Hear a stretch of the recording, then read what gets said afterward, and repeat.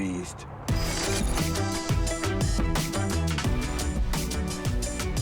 Game, record, and stream without compromise on Intel Core i7.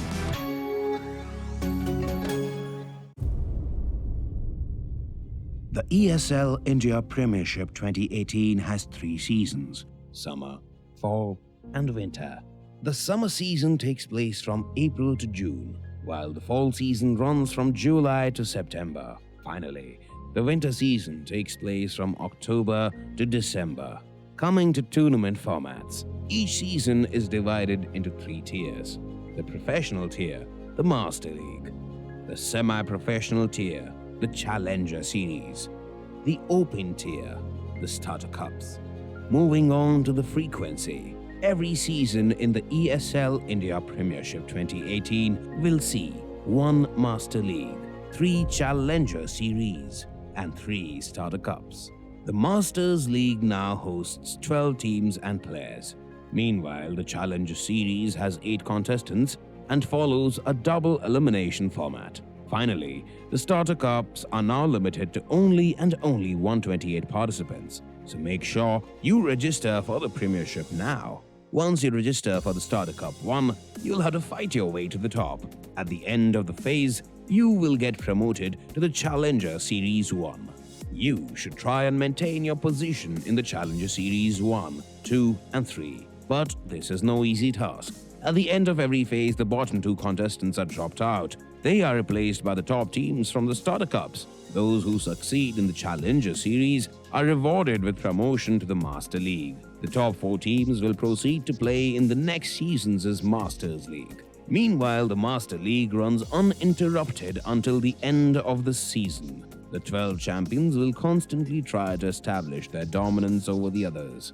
But at the end of a season, the bottom 4 teams are relegated to the Challenger Series, while the top 4 play at the land finale for the top prize. ESL India Premiership 2018 begins in April. The registrations are on, so make sure you sign up now.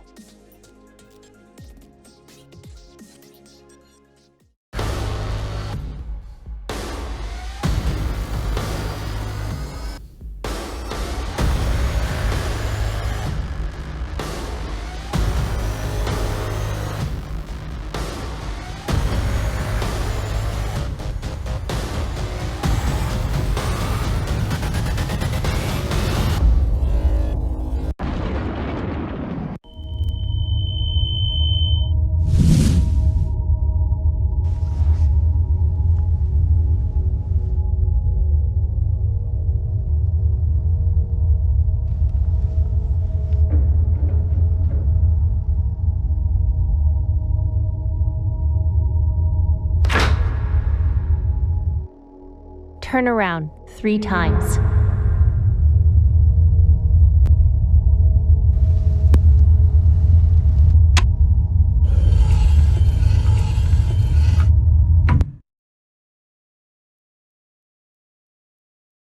Start shooting.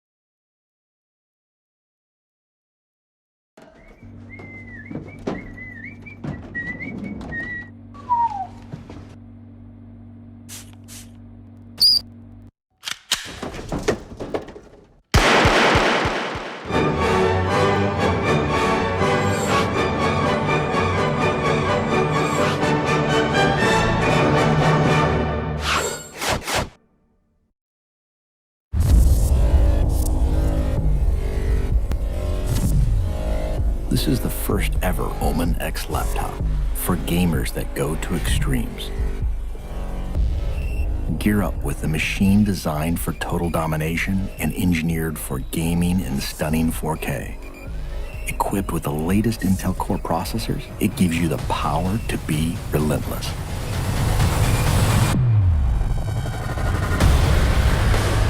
With a 17.3-inch diagonal screen and desktop-class graphics, you get maximum performance to be victorious anywhere.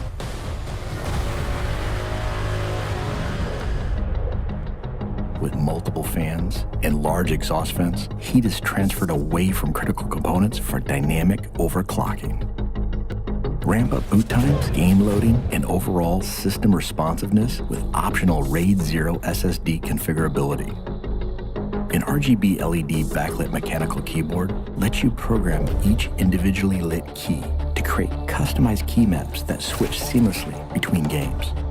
With 2.5mm travel and in-key rollover, you can take out your competition with more accuracy and precision. Designed for extreme immersion, DTS Headphone X technology comes built in for surround sound experience that puts you right in the middle of the action. With the addition of a VR headset, gamers can step inside a completely immersive world for an elevated gaming experience. Single-panel access to key components makes serviceability and upgrading easy, so you won't be sidelined or held back on your road to supremacy. It has a brushed aluminum finish on an armor-like chassis. A jet fighter-like construction with hidden lift hinges ensures you're always at the ready. And with striking lighting effects and see-through window to components, others will know too. Unleash your fiercest gameplay anywhere with the extreme performance of the new Omen X laptop.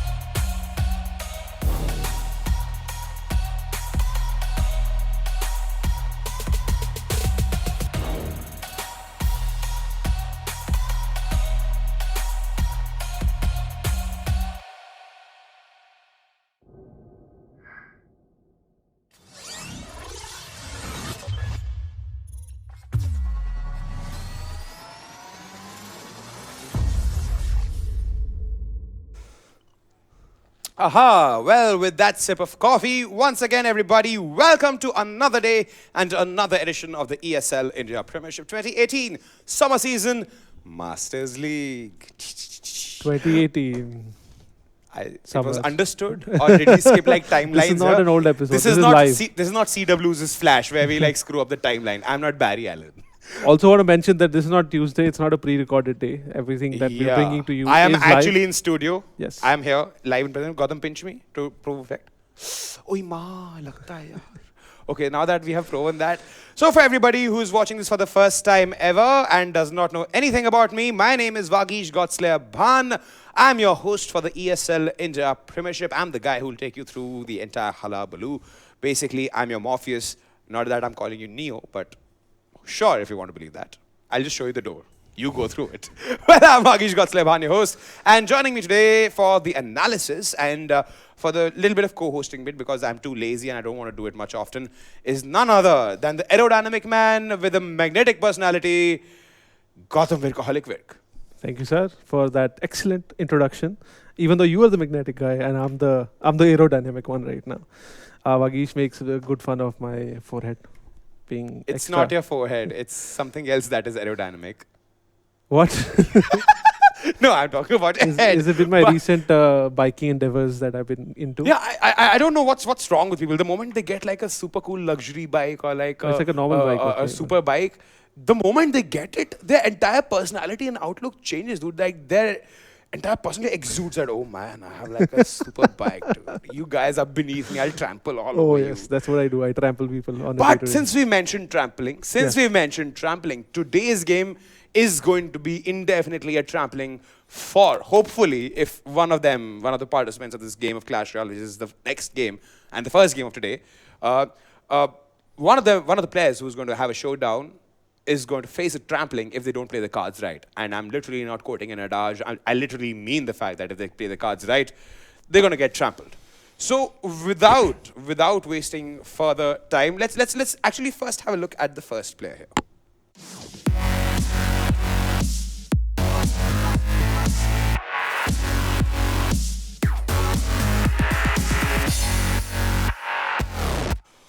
Okie dokie, Sushil Abhi Shah. Gautam, we have seen this player often in the Masters League.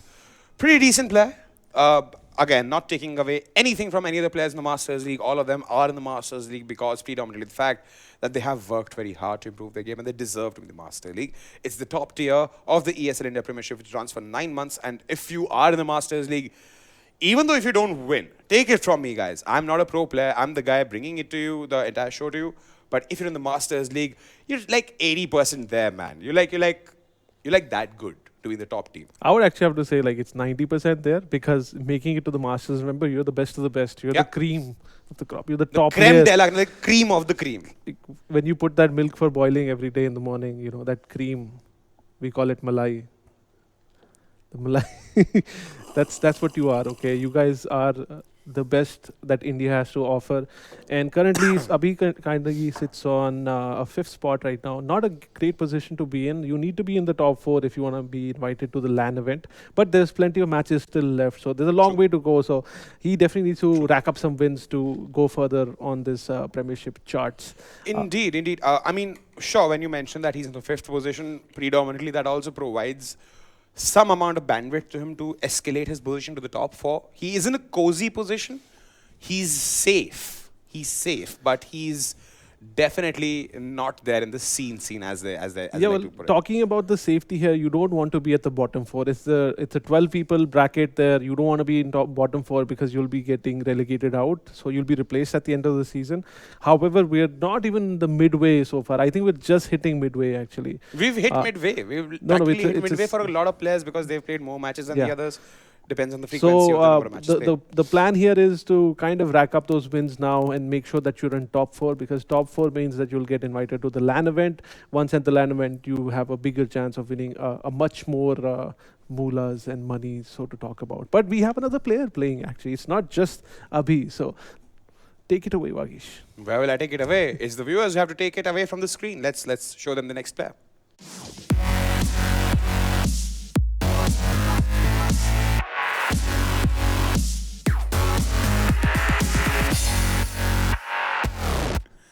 Well, that's Saif Patel from Gujarat. The surname gives it away.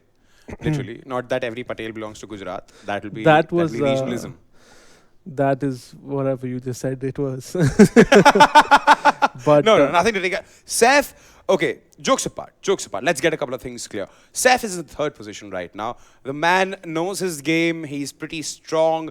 He's got a lot of 3 crown. Gautam, can we bring up the cards right now for the players, the player details? If you pay close attention to the 3 crown victories, wow. that guy has around 2,063 crown victories And look in at his matches kitty. played also. Huh? Look at the matches played also. He played a lot of matches. Sure. See, they have predominantly 1,000 match difference amongst both of them. Yeah. But in that 1,000, getting a 3 crown victories in 2K is, I'm not saying he's great, but it shows the amount of dedication he puts in his play to absolutely dominate his opposition. And since we're talking about dominating the game and dominating the opposition, great time to remind you guys, which I had not mentioned before, this entire amazing e-sporting tournament, which runs for 9 months, 9 long months, literally throughout the year, has been brought to you by Women by HP, HyperX and Intel, and presented to you by Nodwin Gaming, which is predominantly us. High five. Now, moving on, since we now know both the players, they have banned out their respective cards. So Shield Shah has gone and banned the 3 It's Musketeers. very basic and straightforward bans there. So Sheil already knows that Saif actually loves 3 Musketeers. He's banned that right off the bat. And Saif banning the Goblin Barrel here, which is another annoying card which can chip away slowly at your tower. You don't like it. Of course, he doesn't like it. He wants to ban it out. So simple as that. But I'm looking forward to this best of 5. Both the players are in a position where both of them need to do well, and both of them cannot afford to lose games. So one is on number 3, one's on number 5. So both the players will be looking forward to kind of securing this win right now, so they can have a better future. So I have a question to you, Gautam. I have a very interesting question. I believe, this is my perspective, nothing to do with what these players actually do, since you are very heavily into CR, you follow the game much more than me. Yeah. And I would consider you pro at the game. Tell me one thing. Is it actually like this that the players, when they give, for example, their favorite card, right? Or like how the bans happen.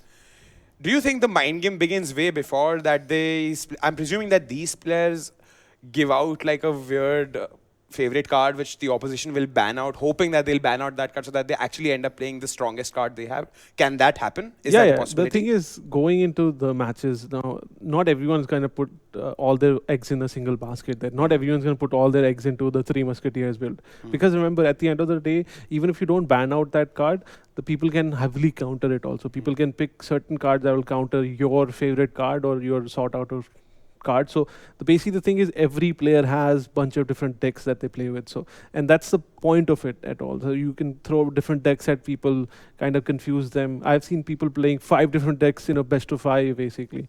So many of these players have different pocket strats that they like to attempt and go ahead and do. So the ban card is pretty much more for your satisfaction. Hey, I'm not gonna see this card. I don't like this card. I don't want to see it. So okay, it's meant for your intrinsic shanti. Yes. Man ki shanti ke liye. So okay, on that note, now that we have achieved man ki shanti on why these cards are banned, let's actually head into the game and see what's in store for us. Yes, we'll be casting the game together. Yeah. So let's head off into Clash Royale, best of 5. Remember, guys, it's the ESL India Premiership 2018 Summer Season Masters League.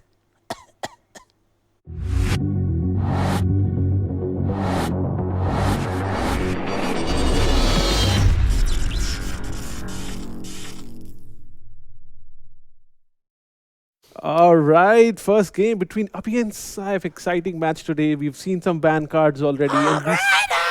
It's okay, my throat is bad. Yeah, I can't do a hog rider. Please, don't scare the viewers. Abhi is going for a more lighter deck so far, it seems like, compared to Saif. Saif most likely is pushing the Giant and the Double Prince build. So it's going to be quite an interesting match here, because the moment Abhi sees a Giant being placed down, he could actually do a very cheap push on the other direction. Remember, he's probably going for a bridge spam. He has a Inferno Dragon also to kind of stop those crazy pushes. So this is going to be a nice match, and I can't really give it to one person over the other. A nice connect there by the Rambagish. This is a good early lead for Abhi going into this one. Definitely, indeed. I see the Crown Prince coming out. I see the Royal Ghost coming out. I see this Mega Minion, and that was a good distraction there. Actually, what was interesting there, the way the Royal Ghost was actually, sliding across the map. Yeah, he's just like I'm just moving out of the picture. I don't want to be here, but I'm like kind of dead. Yeah. So I just like float. Yeah. So it's a very typical deck, and it's a very strong deck at the end of the day also. Remember, a lot will come down to how Saif decides to place the Magic Archer, because the way the Magic Archer works. He shoots through your units. So there's a chance that he can drop a Magic Archer where he's actually not only hitting the units, he's also hitting your tower as well. True. And nice poison here, nice defense actually. He's going to completely halt that big push that was coming in his direction. This prince will not make it, of course, but This for knight safety got reasons. electrocuted by the forces that may be, maybe Odin or Zeus. We Yes. will not go into which mythology, but again, it was lightning which took him away. So now we're rolling into double elixir time in the next 5 seconds. So Saif is going to do his big reveal. There you go. He's put down his big card. And Abhi's also been holding on to the Inferno Dragon so far. So that comes down also. So I think pretty much all the cards have been revealed. Now everyone knows what's going on. And it'll just come down to this. Notice how the Magic Archer is shooting through units right now. Not shooting the best unit that it needs to, but the Ram actually connects in the back. And one of the units is still hitting the tower, bringing it down quite low. Interestingly, the Inferno Dragon was able to bring down the Giant fairly quickly. I don't think Zap was used there. I don't think he had it in rotation. Good defense there, Yep, but however... 3 digits the tower's health. The Princess Tower is literally at a 500 health. This is going to be a close call for my man Saif Patel here, because this tower is done. Yeah, and 15 seconds left on the clock. This is GG here, because he's not even touched his opponent's tower. And Saif just going to lose this game. Remember, Saif currently places higher than Abhi. Abhi has a bigger initiative to win this game. True. Because he wants to push it to the top 4. So interesting game 1 of this best of 5, and Sushil Shah taking the 1-0 victory over the first game here. So Pretty interesting game, Gautam. Got to know a lot about the fact that the kind of a gameplay we were seeing today shows the fact that literally, like you said, everything's online for Saif. Yeah. It's very imperative for him to maintain his 3rd position. If he loses the game, he is in line to lose his opportunity to appear at the summer season land finale. Yeah. So that pretty much puts him in jeopardy. Whereas Sushil Abhi Shah, if you realize, remember when I said he's in a cushy position? He comes from a place where he has got nothing to lose. He's still safe, Yeah. He has everything to win, and Saif has everything to lose. Yes. And that makes this game so much more important. So now we are heading into game 2, as you can see. Slight change of decks. In fact, pretty much the change of decks here. Yeah, If you look at both the guys have switched over. Saif actually incorporates the Golem now, and Abhi actually coming out pretty good in this trade. He has the P.E.K.K.A. Yeah. In fact, I'll be very interested to see how this guy, Saif Patel, is going to end up using his Tornado combos. Yes. Because the Tornado Most combo is likely going he to also decide. has a Baby Dragon as well. Or definitely an Ice Spirit to hold big pushes. I'm also be interested in seeing if Saif has an Elixir Collector also. Which Abhi might not have the right counter to. Anyways, we were yet to see the cards. Just 2 minutes into the game, so both of the guys kind of holding on, are not showing anything. They're like, you know what? If you're not gonna make a move, I'm also not gonna make. Yeah, a move. they're like both trying to Intimidate each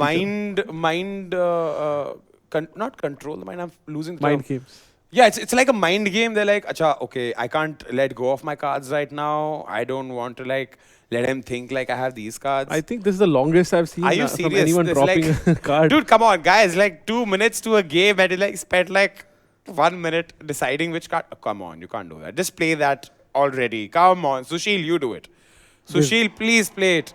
Yes, we got you the confetti also. Play this card. Play this card. Play this card. Okay then. Sushil is waiting. This is quite interesting. waiting, They're going to waiting. go into double elixir time right off the bat without dropping a single unit. So I think double elixir time, we should definitely see some cards being Some dropped action, some real sensitive over the edge action. And 4-3, there you go. Finally the cards being dropped. Both of them decided to drop them at a similar time. The knight will be able to clear this out. The prince will be able to clear this out. And here comes the bats. Indeed, indeed. The bats. And finally, the big unit being revealed by Saif all the way in the back. He has a rocket also alongside. So he is pretty much going to stop anything that's coming at whatever is damaging his golem. He's going to rocket it basically, making sure that his golem. And another thing I added earlier was the baby dragon is available. So he could Nado and baby dragon. Nado Or and them, baby because the dragon combos. AoE damage, yes. The AoE damage will help a lot. Plus, think about it. He's got a great push coming in because he's got a Nado and a baby dragon for massive AoE damage, and then he's got a gosh darn golem. Yeah, and remember, golemites are, look at that, golemites are still doing damage on the tower. Yeah, dude, they're like so tough to kill. It's like, Yeah, they have a lot of HP. The golem itself has a lot of HP, and then the golemites have some and amount the of damage HP. induced also. Yes, and look at the tower at the bottom right, already down to 1200 health. So pretty well working out for Saif, who's now switching focus on the left-hand side. We are already quite deep into the overtime, and that golem, very tanky, will be able to tank a lot of hits here. And here comes the big push. He's been supported by the baby dragon also, so he could Nado away. See how He got the P.E.K.K.A away from his golem.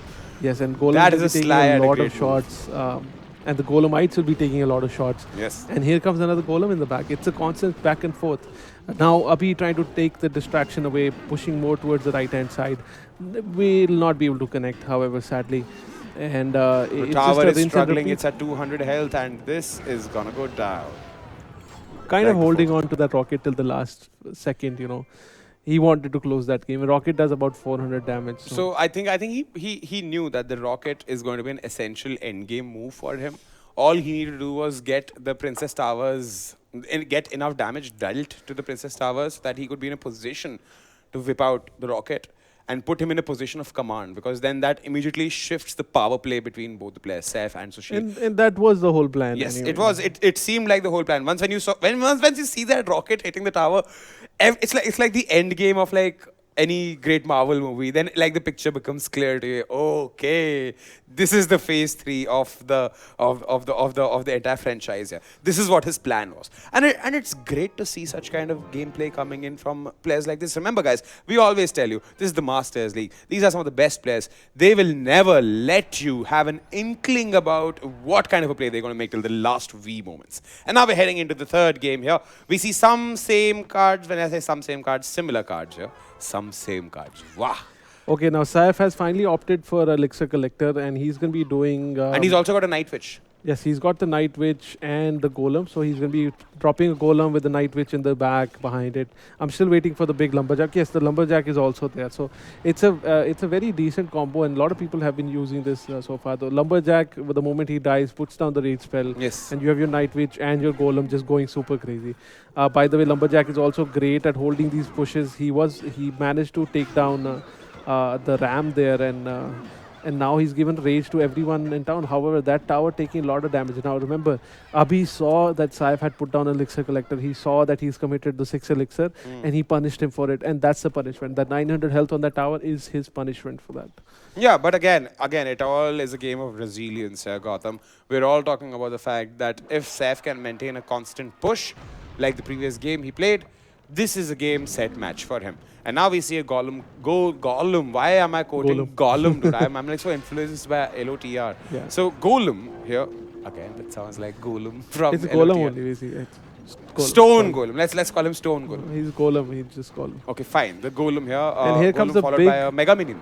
Mega Mini is behind him, yes. The P.E.K.K.A is taking shots at the Golem. Remember, P.E.K.K.A absolutely destroys the Golem, by the way, because the amount of damage he does in a single swing, and especially the fact that Golem walks so slowly, it's actually a great unit to kind of counter that. He countered it pretty well, and now P.E.K.K.A is in his house right now. The P.E.K.K.A is like, I'm in your house.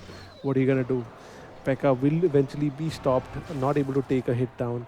Zap also kind of wasted there for no reason. Did he just use the Zap to end the P.E.K.K.A? Because the P.E.K.K.A would have already been dead because of the tower. Yeah, so it was more of an offensive Zap instead of a defensive Zap. Okay, because I didn't realize. I didn't see where the Zap came from. I Now, actually thought the it thing was is, with it's Saif. not clearly working in his favor. He's pretty low on health. Abhi could also just look at defending these pushes. Now, Saif, realizing the fact that his pushes are not doing so well, decides to take the action in the other lane. So he wants to kind of not engage with that tower on the right, and he's like, hey, let me distract you by going towards the left, and don't touch my tower here. So poison also dropped down, will be doing some damage here to these units. But look at this, that's a big push now, knocking in Saif's door. Yeah, and he an needs to be able Inferno to defend. Dragon, a Mega Minion, and a P.E.K.K.A. Yes, P.E.K.K.A. is now going straight for the tower. He's straight going for the uncontested. kill, yeah. He's going for the kill. He knows there's a tower. He knows he has to end the tower. He sees a Night Witch. He ends her. Converts them into bats who end the P.E.K.K.A. And look at the tower. Look at the tower going down to the lumber. The log there. And Indeed, closing the indeed. game in his favor. Abhi taking game 3. This 2-1 is the score right now. And this is a very close clutch games that we're getting to see. Remember, if Abhi wins another game here, he's taken a victory. And that's something that Abhi really needs right now. So I think he's clearly fighting very hard for it. I mean, like, see, I'll still maintain what I said earlier. Abhi has absolutely nothing to lose. He is in a cushy spot. All he needs to do is to focus on winning. Because right now, if you look at it, Abhi has the top 4 spots open for him. Saif has everything beneath the top 4 spots looming up closer. It's like that well of infinity in Sparta. Saif is just one kick away. Saif is one kick away to falling down. Yes. And it's going to go down like the 4th Sushil of is July telling me if he's climbing Saif does that. not do something. And Sushil is climbing the wall. Yes, he is. He's pulling off a Mission Impossible and being a Tom Cruise. Yes, and game 4 is now live. Score 2-1 in favor of Abhi. Abhi needs to just get one more win to secure the victory here. Indeed. One more game for Sushil Abhisha, and he has won this game against the 3rd position holder, Saif Patel. We see a change of deck here. We see Royal Guards there. We see the Executioner and a Nado lined up. This seems like a great deck to me. Abhi's kind of gone back to his previous deck that he has used. It's most probably, yes, it's a bridge fam deck. So a mistake from Saif could actually cost him the game, because Abhi's going to straight up drop a lot of units directly on the bridge there, taking everything down fairly quickly. So he needs to be careful. Saif will soon realize what his opponent has. Very well placed fireball there. He was able to take down both the units. But here comes the Hog Rider, the bandit for the defense. He has the log if he doesn't want to take extra hits from it, but decides to keep it. Now big push on the left, and here comes the ram, distracted by the log there, will not be able to get a hit through. Now the Royal Guards trying to mount up a brave defense. Even though The they're big skeletons. hit on the right, Vagish, you missed that completely. And activation of the King Tower also. Saif off to a great start here. Now pretty much has double damage available to him. However, keep in mind right now, Saif not been able to do a lot of damage to his opponent. True. Right? Saif I don't see Saif being able to close this game. I think Saif is going to aim for more of a chip damage based game here, that he'll keep on, progressively induce some damage to the tower rather than go for a straight go ahead YOLO push for the Princess Towers. I mean, look at his card placements. There's certainly the choice of cards seems so wrong for this kind of a game where everything's on line for you. I mean, actually, it's not even that. It's all going to come down to how well he defends his pushes that are coming from Abhi. Remember, Saif is going to be opting for going and using his Hog Rider to do a lot of damage. He has a log also. He has a poison. But look at what Abhi has. Abhi has answers to everything that he's sending at him. And that's a big unit coming to it, knocking on his doorstep. That's a P.E.K.K.A. He's going to be using as much power as he can, using the execution, but finally taken down. And remember, all this time, P.E.K.K.A. has just been tanking that tower, and now finally going to get... Bandit also made contact with the tower, made some damage. Great last-minute executioner to stop the extra damage coming in from the Dark Prince there. But over and over again, it's the same thing. That tower is slowly losing health. Yeah, it was 1300 a while ago, and now it's like down to 3 units of health. It's 815. This thing is definitely not going down great for Saif Patel. Yeah, and remember, every fireball that he's getting hit with, it's just bringing his tower low and low. And the P.E.K.K.A. every time just completely destroys the Hog Rider. Indeed. Even though P.E.K.K.A. is much more expensive than a Hog Rider, but it's been doing great. 7 elixir, right? 7 elixir is what a P.E.K.K.A. will cost you when you play that and the card. Hog Rider is 4. Huh? Hog Rider is 4. Hog Rider is 4. So Yeah. exactly, like I said, chip damage based gameplay and a straight outrageous assault on your towers. Well, we all know how assaults go. They usually end up killing everything in their sight. Yep. Here comes another fireball. Fireball has been great for him, by the way. Yes. Not only he's been hitting the tower every single time, He's also doing AoE damage to the players. Yes, and every time he's hit the executioner every single time. And finally the Hog Rider going through, getting a few hits, but the Bandit was there to quickly help him out. And he's looking to close this game. If not, he's just going to keep fireballing the tower, by the way. And I think another fireball after this is GG. Yeah, So- 128 tower. All we need is one fireball. In fact, he can end this with a log. I'm pretty sure No, a log. log doesn't do that much damage.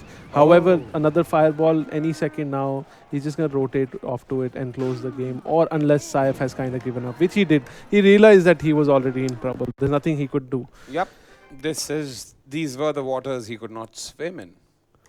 Yeah, and Sushil, my God, coming from the bottom, and he's going to be dethroning one of the top 4 players that we had so far and getting to the top 4 player now. He's securing his spot in the Masters League LAN event. Okay, remember, at the end of the day, even if you don't make it to top 4, you still get some money, but however, it's nothing compared to what you'll be getting if you make it to the LAN event. So congratulations to Abhi. They're great victory for him, by the way.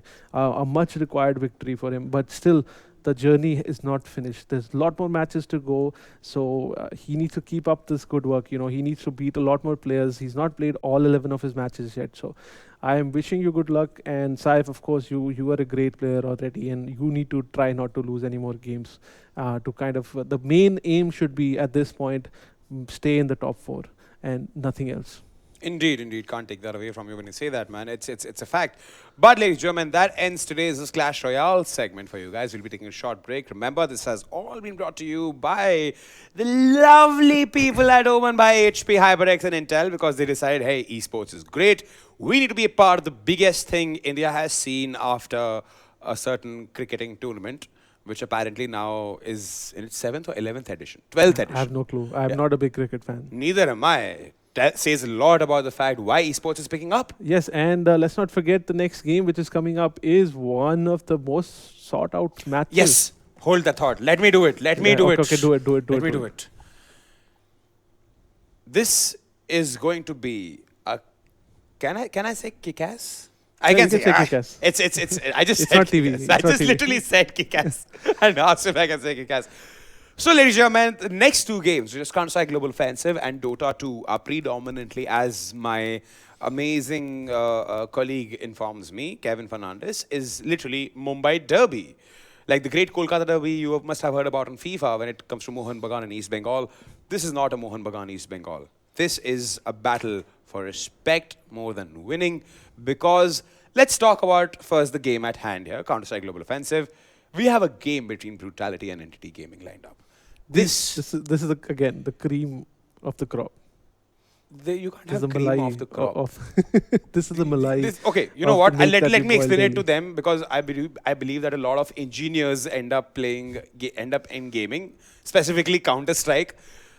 Think of it that you are in the final year of IIT, and this is your final test, and these are the top 2 students you have. Like this is the first ranking student, second ranking students, and both are like, देखो शर्मा जी के लड़के को देखो, 90% लाता है, तुम क्या कर रहे हो? It's gone to that. So basically, Brutality and Entity are the Sharma ji ka like 10 betas. Sharma ji and Arora ji ka ladka.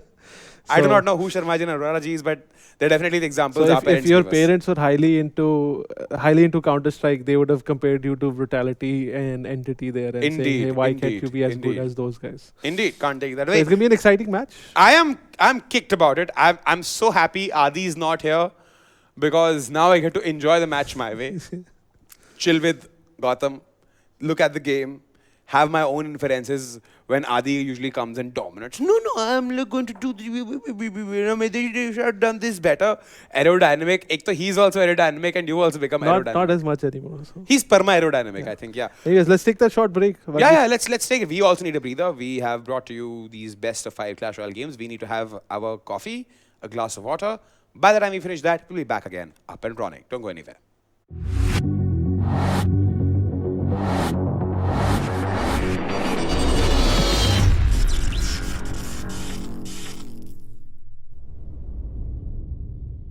The ESL India Premiership 2018 has 3 seasons: summer, fall, and winter.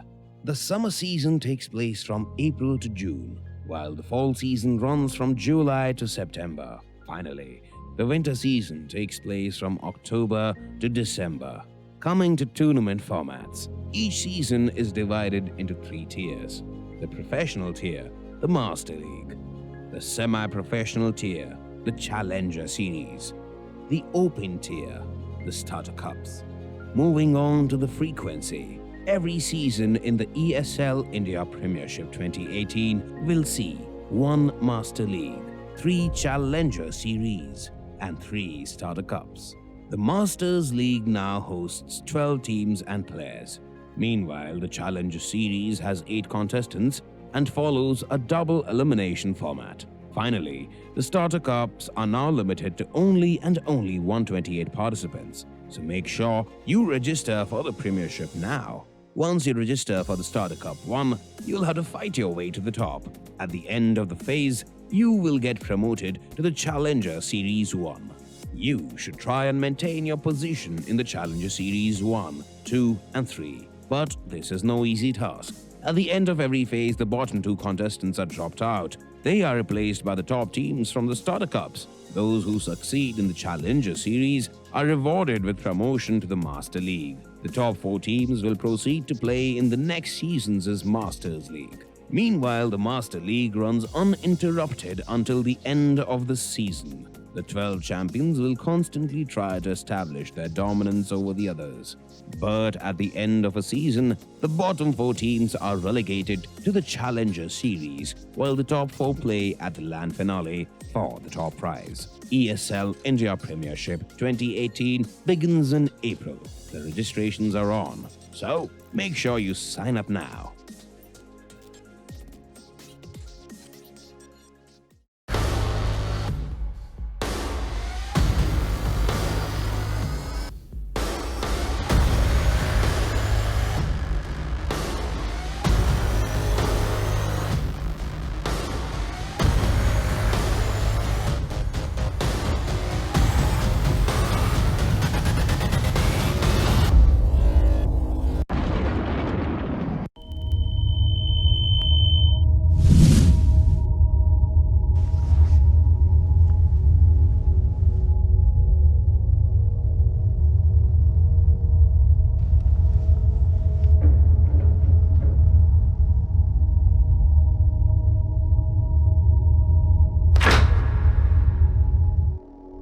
Turn around 3 times.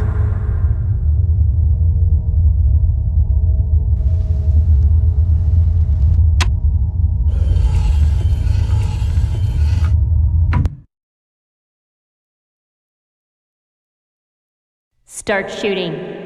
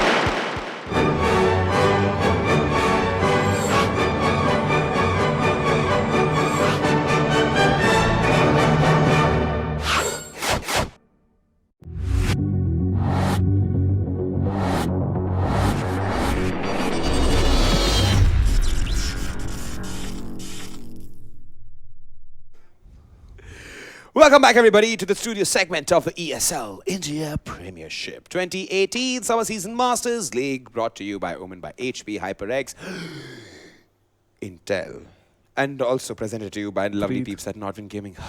Breathe, Vagish, breathe. Nee, We wouldn't want you passing just because out. I look like, just because if I take off my glasses and look like Baba Ramdev, I don't have to go like. Please put your glasses back on. I don't have to do that, okay? I don't have to do that. Please, I Let's don't have not to bring do that. Ramdev into this, okay? The next thing we know is powered by Patanjali. But oh, that if that happens, ladies All and natural gentlemen, esports for you, 100% natural. 100% organic esports. This has been cultivated in the fields of Gondwana. God knows where that I is. will but put his sure. photo there, by the way. No, that.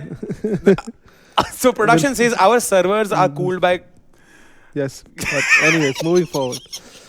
I think you got the gist. But sure, there'll be a hand coming in once in Liquid a while from cooled. Piche giving Ashirwad like this. And there'll be divine rays hitting us. Organic divine rays hitting us. That will be fun. But guess what? We are not organic. We are pure and sheer grit, resolution, and team spirit. Because that's what esports stands at and stands for. So that brings us to the game at hand here. We have an amazing CSGO game lined up for you guys. I already mentioned to you the teams which are going to be having a showdown. It's going to be Brutality versus Entity Esports. So let's quickly take a look at the first team, Team Brutality.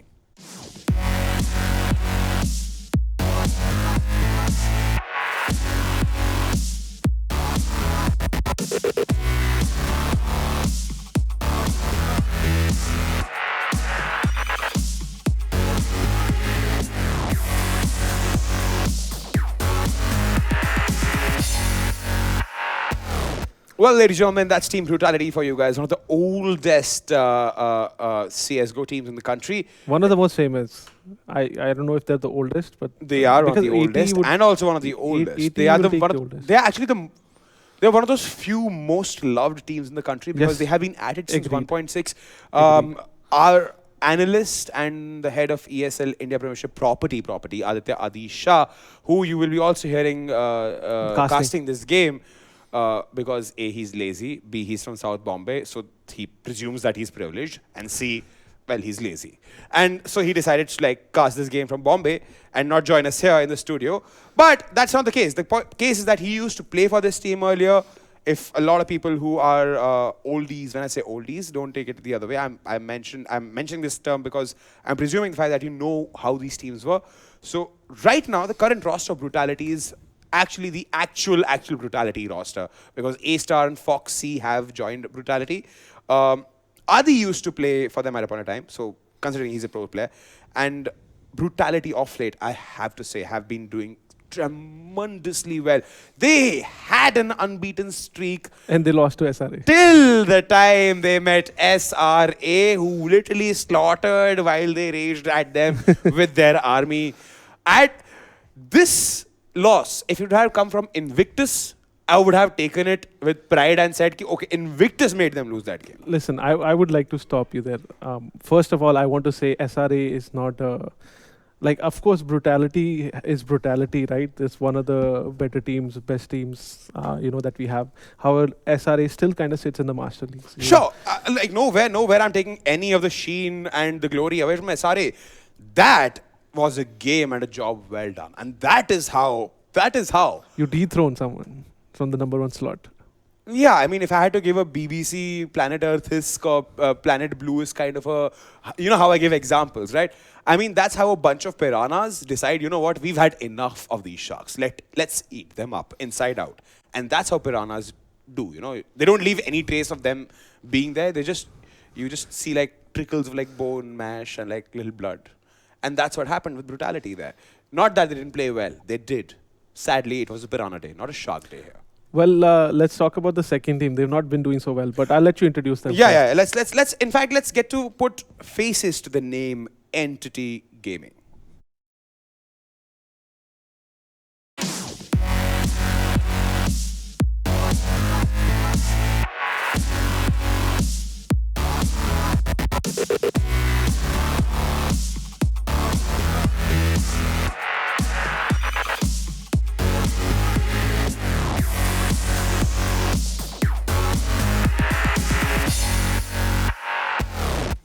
I like the fact that Entity Gaming, look, Can we have both the team images in the screen? Yeah. So when we take a look at both these teams, Gautam, I want you to pay attention to Entity Gaming. I'm not making fun of you guys. You know I love you. Look at Amit Rasu. Look at Amit Rasu. Look at the kind of positivity that guy's face has. Falcon, Sai, Marzel. But then you look at Hellranger. You look at Hellranger and you see that guy means some really darn nasty business with you. You don't want to be around this guy. Like, oh, he's like Count Olaf of Indian CSGO. The thing is, at the end of the day, I would like to add, like, I've spent a lot of time with both these teams individually. So I've spent a lot of time with the Entity players when they were in different teams altogether. Indeed.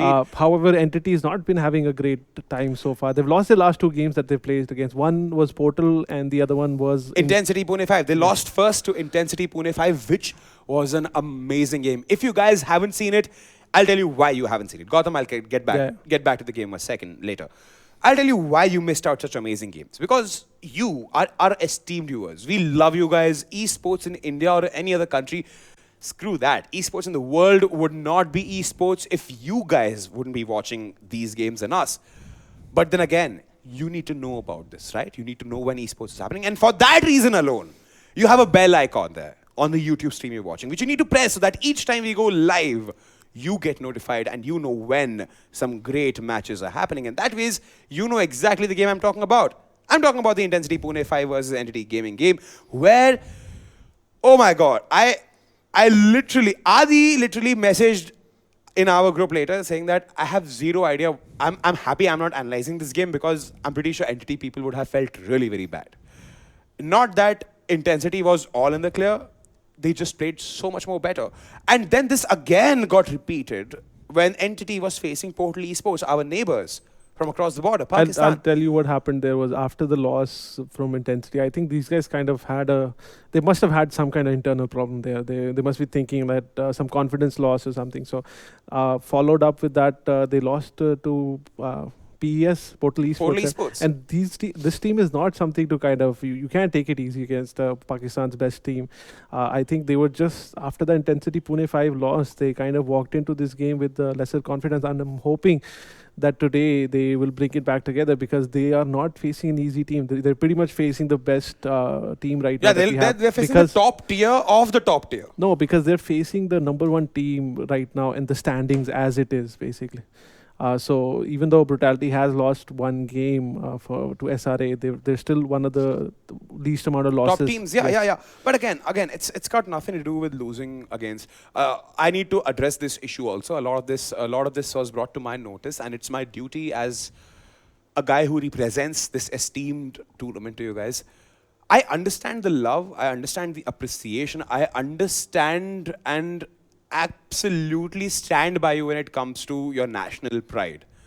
But you cannot take a dump on your own players or on the opposition players for what? Come on, when it's an India-Pakistan match, cricket match, if it's a test match, I'm not being anti-national anyway when I support Pakistan because if you go by the ICC standings, the Pakistani test team, you pray to gods that you don't meet them in a pitch in England. Those are like flat pitches. But the idea is you can't take a dump on both the teams. The teams are ready, the players are ready. Yeah, but I just wanted to address this issue because I'm also emotional and about everyone's these waiting players. for some good Clash Royale. Counter-Strike. All right. So now that I have let my emotions take over me and now I have put them back inside where they belong. Come back. Let's have a look at map pick. Vito, which has gone to Inferno. Great pick for both the teams because as you can see, Mirage, Nuke and Dust 2, which has now toppled over Cobblestone, are these most hated map. And the Indian national map, Dust 2, is known as popularly in slang there. So Entity is banned out, Nuke, Dust 2, Mirage, Overpass, Train, Cash got banned by Brutality. Leaves us with Inferno. Let me remind you, each and every single time any CSGO game has gone to Inferno, it's because of sheer fact that the teams who know they can pull off a good strategy and good communication-based game, they will always take it to. They will always end up taking the map to a map like an Inferno, because, like I always mentioned, there are key points there which you need to literally control, so that any onslaught which comes to you gets reduced, or the impact of it gets reduced. So by the time you have enough time for a good rotation, if you want to like, okay, fine, fine, fine. You know what? I'll let the talking be done by the video we have for the map Inferno.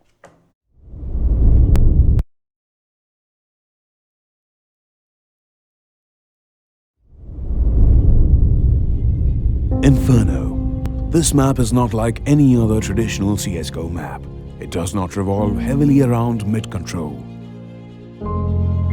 The two most important areas of control are the apartments and banana. You lose control of either one of these areas and you're going to have a bad time.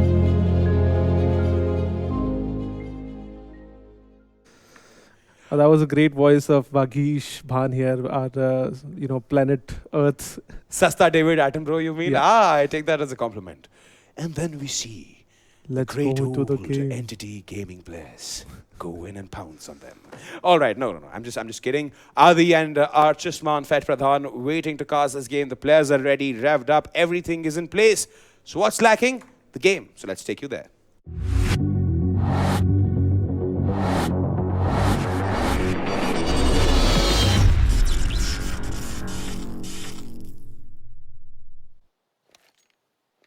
And it is time for Brutality to take on Entity. The map is going to be Inferno.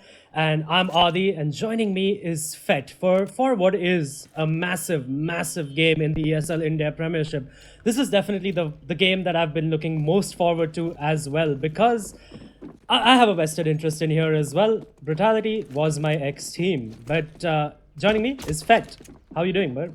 I am absolutely splendid and rearing to go, and this is the weirdest setup I've seen. There's no one B on the pistol round, and Mazel pushing up apartments. He gets the trade A-star. It's a 4v4, and well, all four seem to be on full health. Hellranger now finally rotating back to the B bomb site, but it's a curious way that this match has been set up. Both Entity and Brutality coming off losses, oh, Amaterasu, he's on fire. Plucks Juventa's head clean off his shoulders. And now it's a 3v4 Foxy. They still haven't gotten much map in the way of map control here. Brutality, Entity Gaming seem to be dictating the pace of this round. Venom is just chilling towards Brown Hall stairs. And Entity seem to have a good start to their pistol round. Yep, definitely a counter strat coming out there by Entity. They're completely expecting the A play, an early A play, but instead it's a slower play. Mars is going to get one more frag. He's going to get a third for the round on Venom, and suddenly it's all over for Brutality, and they in fact didn't get any footing in this round whatsoever. They just died one by one, even though Rix had gotten them the opening frag onto A-star. Rix, I think, got the opening frag onto Sai. Yeah, onto Sai, sorry. Yeah. My bad. Little bit of A-Star used to play for Entity Gaming, didn't he, back then? Yes. So, yeah, my bad there. Slight brain fart. But anyway now, Brutality is going to force buy because why not? Because they didn't get the bomb down. And I like this by Entity, the aggression coming up, showing them that, those losses, they're just a part of the past now, and we aren't scared, and we're going to take some map control off you, and we're going to push you back. But Brutality has expected it, and they have been playing slightly more passive. But A-Star trying to sneak in to the boiler position, but Marzel is ready for that as well. Juventa with a 1-deke onto Falcon, but he's instantly traded by Amaterasu, and Venom is not going to be able to sneak his way into a frag. Wow, finally a very decisive anti-force coming out from Entity. They've struggled with the anti-force by losing both them in their previous game against Portal Esports, and struggling against, I think it was Intensity Pune 5, the game before on Inferno. Finally, it's good to see Entity Gaming actually dig in, make some changes where it was extremely necessary. Like, we both have heard that that's a team going through some internal issues. They're a team that takes some time to get back into gear. They've all had a time off because of exams and stuff, but Brutality need to bring their A game, because clearly Entity have come prepared for the brutal show. Yep, and if ever there was a chance for Entity Gaming to A-Star there. Oh, I seem to have lost connection to GoTV, by the way. I am going to reconnect. While for that time, Pet, please take over. Yeah, sure. Sai, in the meantime, he's just peppering a couple of bullets here and there through the smoke. Does land a shot onto A-Star, but A-Star's not going to be bothered. There's an M4 there, lying for the wake, and whoa, Sai is just going to go ham. He's done quite a bit of damage. Venom down to 41 HP. It's a 4v5. Brutality can actually turn this around, but Entity needn't be worried either. They have the weapons advantage. They can just play for the range. That smoke, Falcon could have used it, but spots out two players, should just be backing off. Doesn't want to get overwhelmed by the pistols. And there we go. Gets one, gets two, somehow manages to get the third. And there's Hellranger with the support. Decapitates Rix.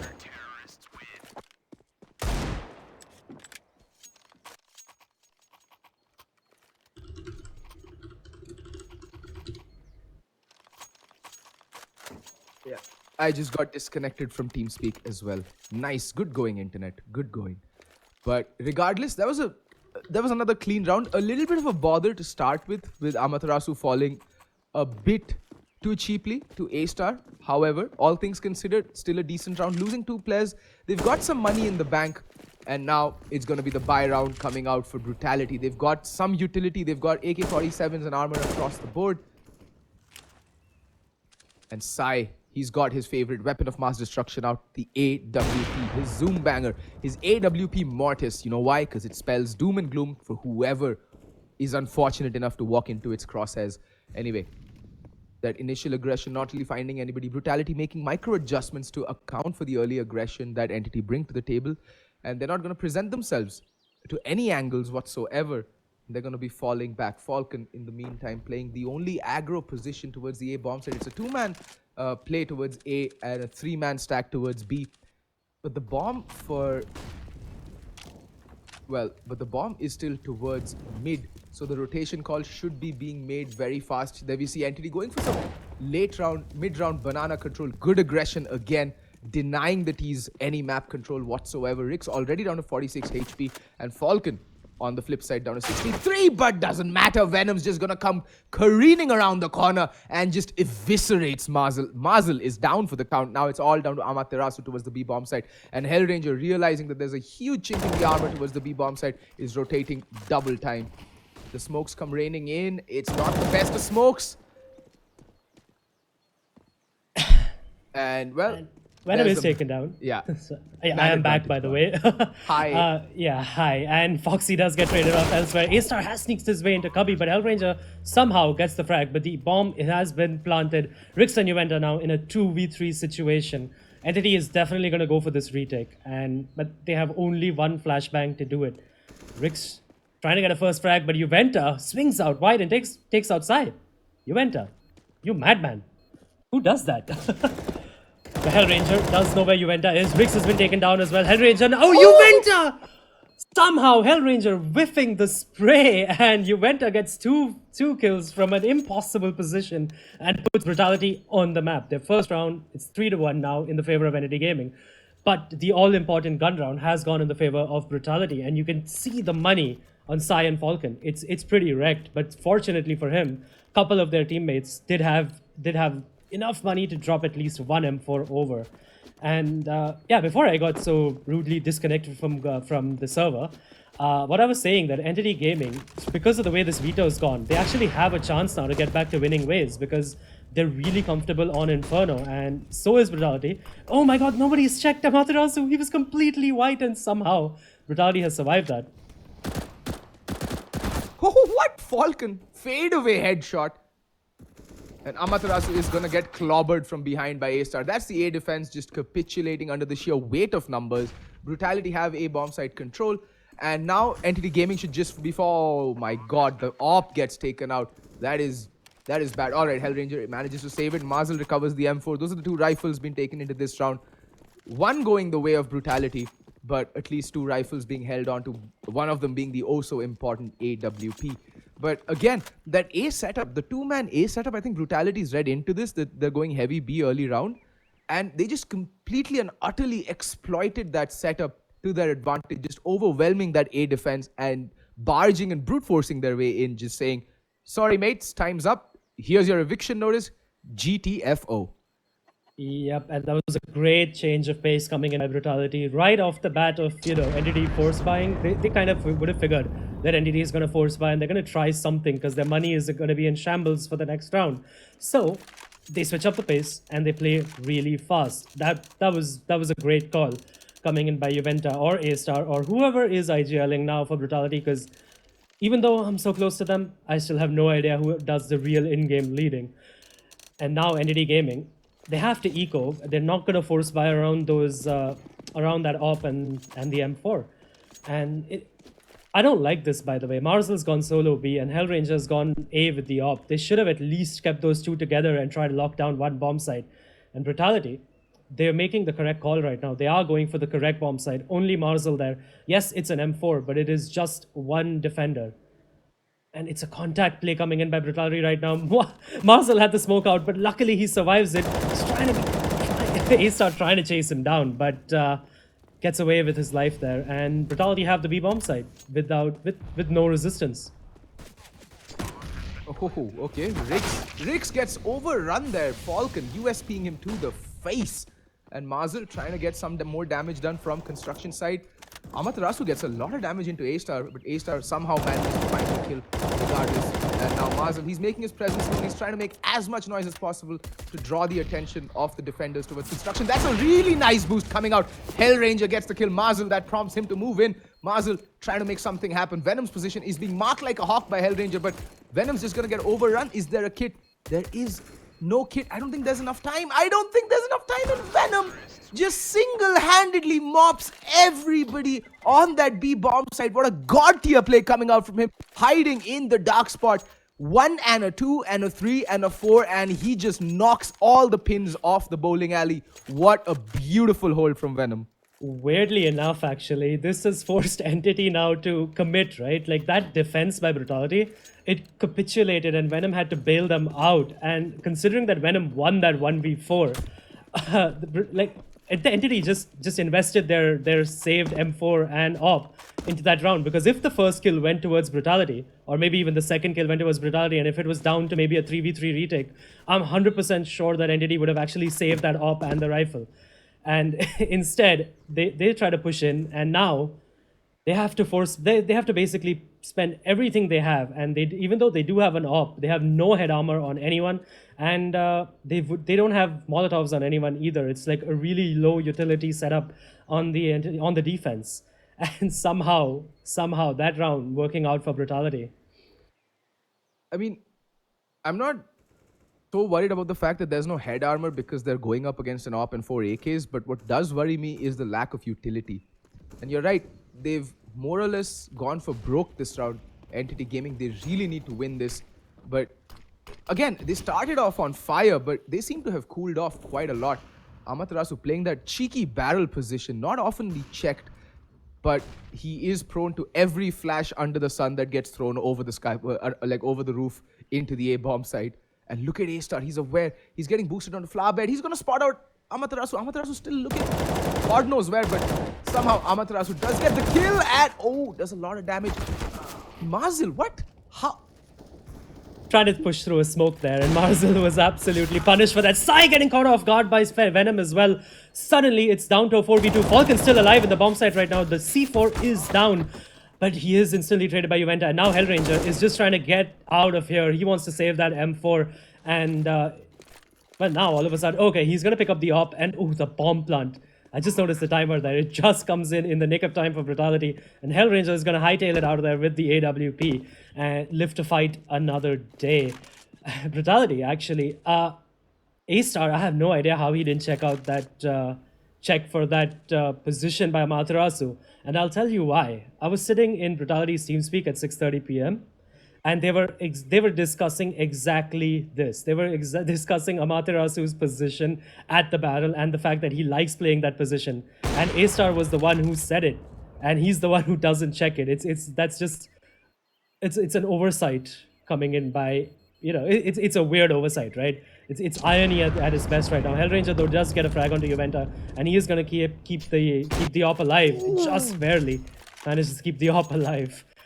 And Entity now have to eco another round, and Brutality, shaky start, shaky pistol round, but since the gun round, they've looked absolutely assertive.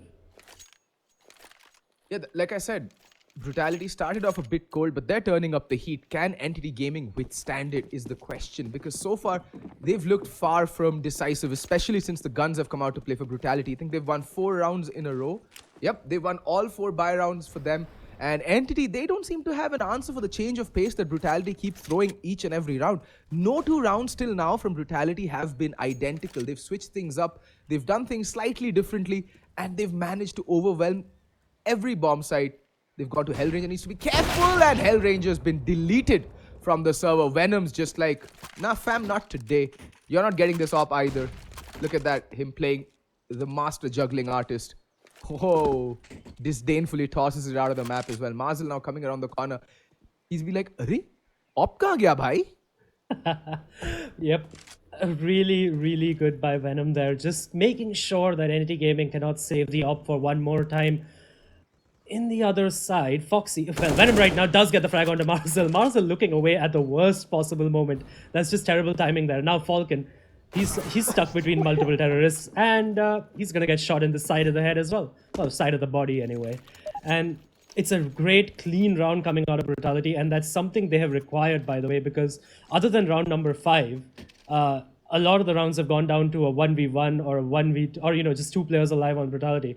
So that clean round is definitely going to bolster their economy. And now Entity Gaming, they've taken a timeout. They're going to probably reel in their coach as well. Maybe ask him, what should we do? How should we change in the setup? And of course, I'm pretty sure they're going to go for a double up. Falcon can still buy one and maybe give one over to Marzel as well. Because they need to get some aggressive peaks in there. Because Inferno is a map where you need control of at least Banana or Apartments, one of the two. If you don't have control of both, and if you're just sitting passively and you're letting the terrorist side, dictate the pace of play, it's not going to work out for you. Like, it's not going to work out very well for you anyway. Anyway, now Entity does not go for the double op setup. It is only Sai on the op. Marzel. They do go for some aggression, but it's the half-wall aggression, sort of the VP-esque aggression, and double nades coming in as well. But Brutality knows this. They haven't even committed, and I think they're going to go for late banana control. It's straight mind games here. It's just counter-stratting each other at every single turn.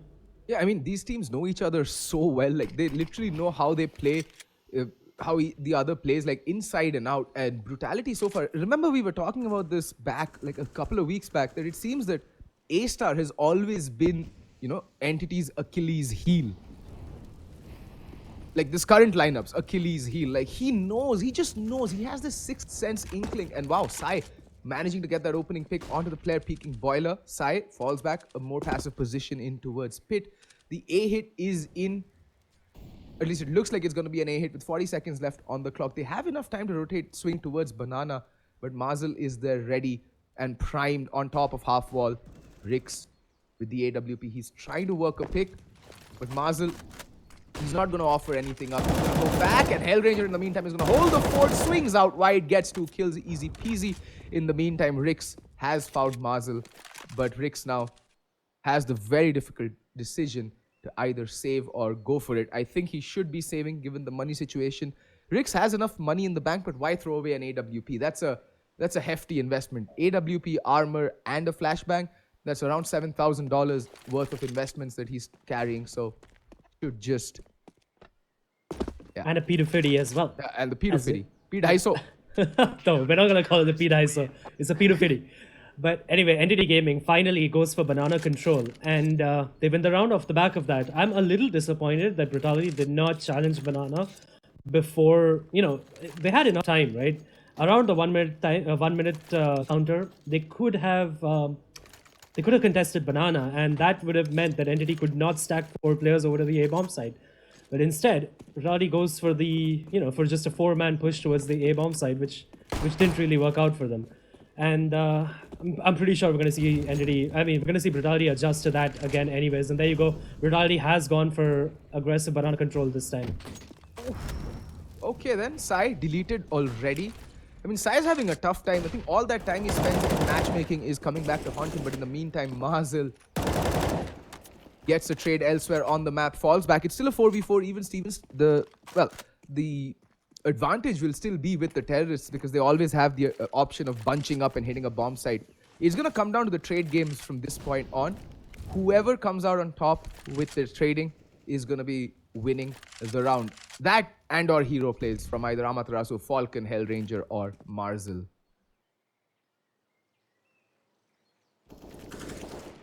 In the meantime, Foxy, well, one danger man deleted.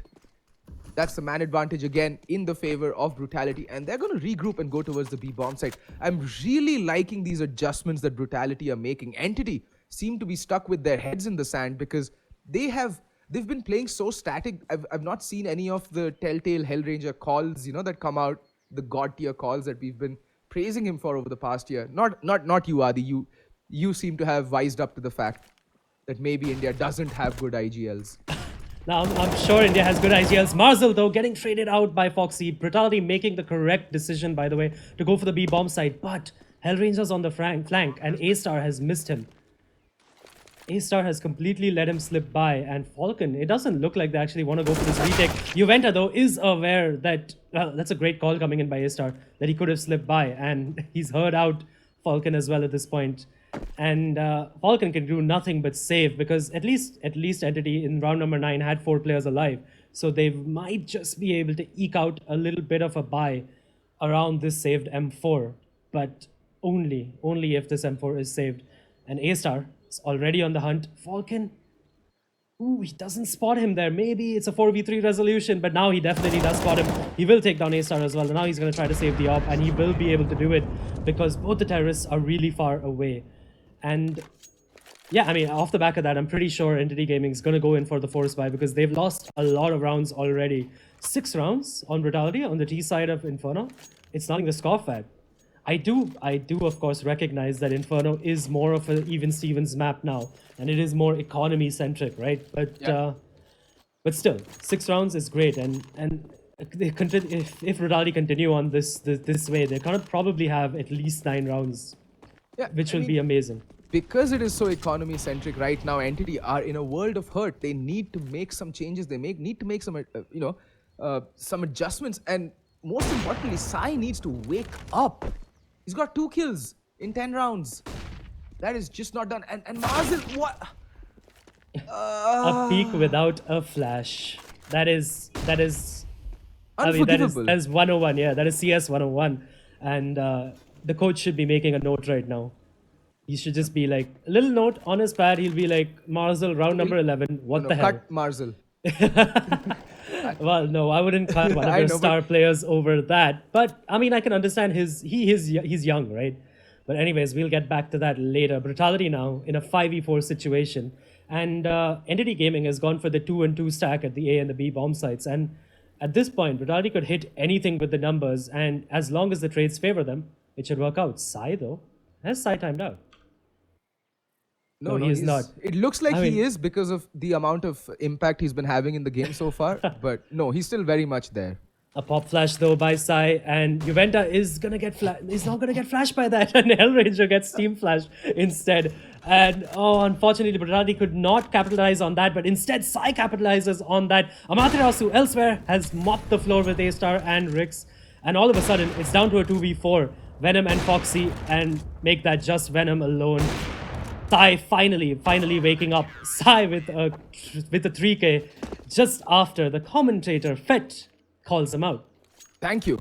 I hope he heard that. I hope it tingled his ego a little bit and prompted him to wake up and deliver the goods, because we all know what this man is capable of, right? We've seen him go, we've seen him single-handedly carry Invisible Wings 2 years ago to the finals of the ESL India Premiership, where, granted, they lost to Risky.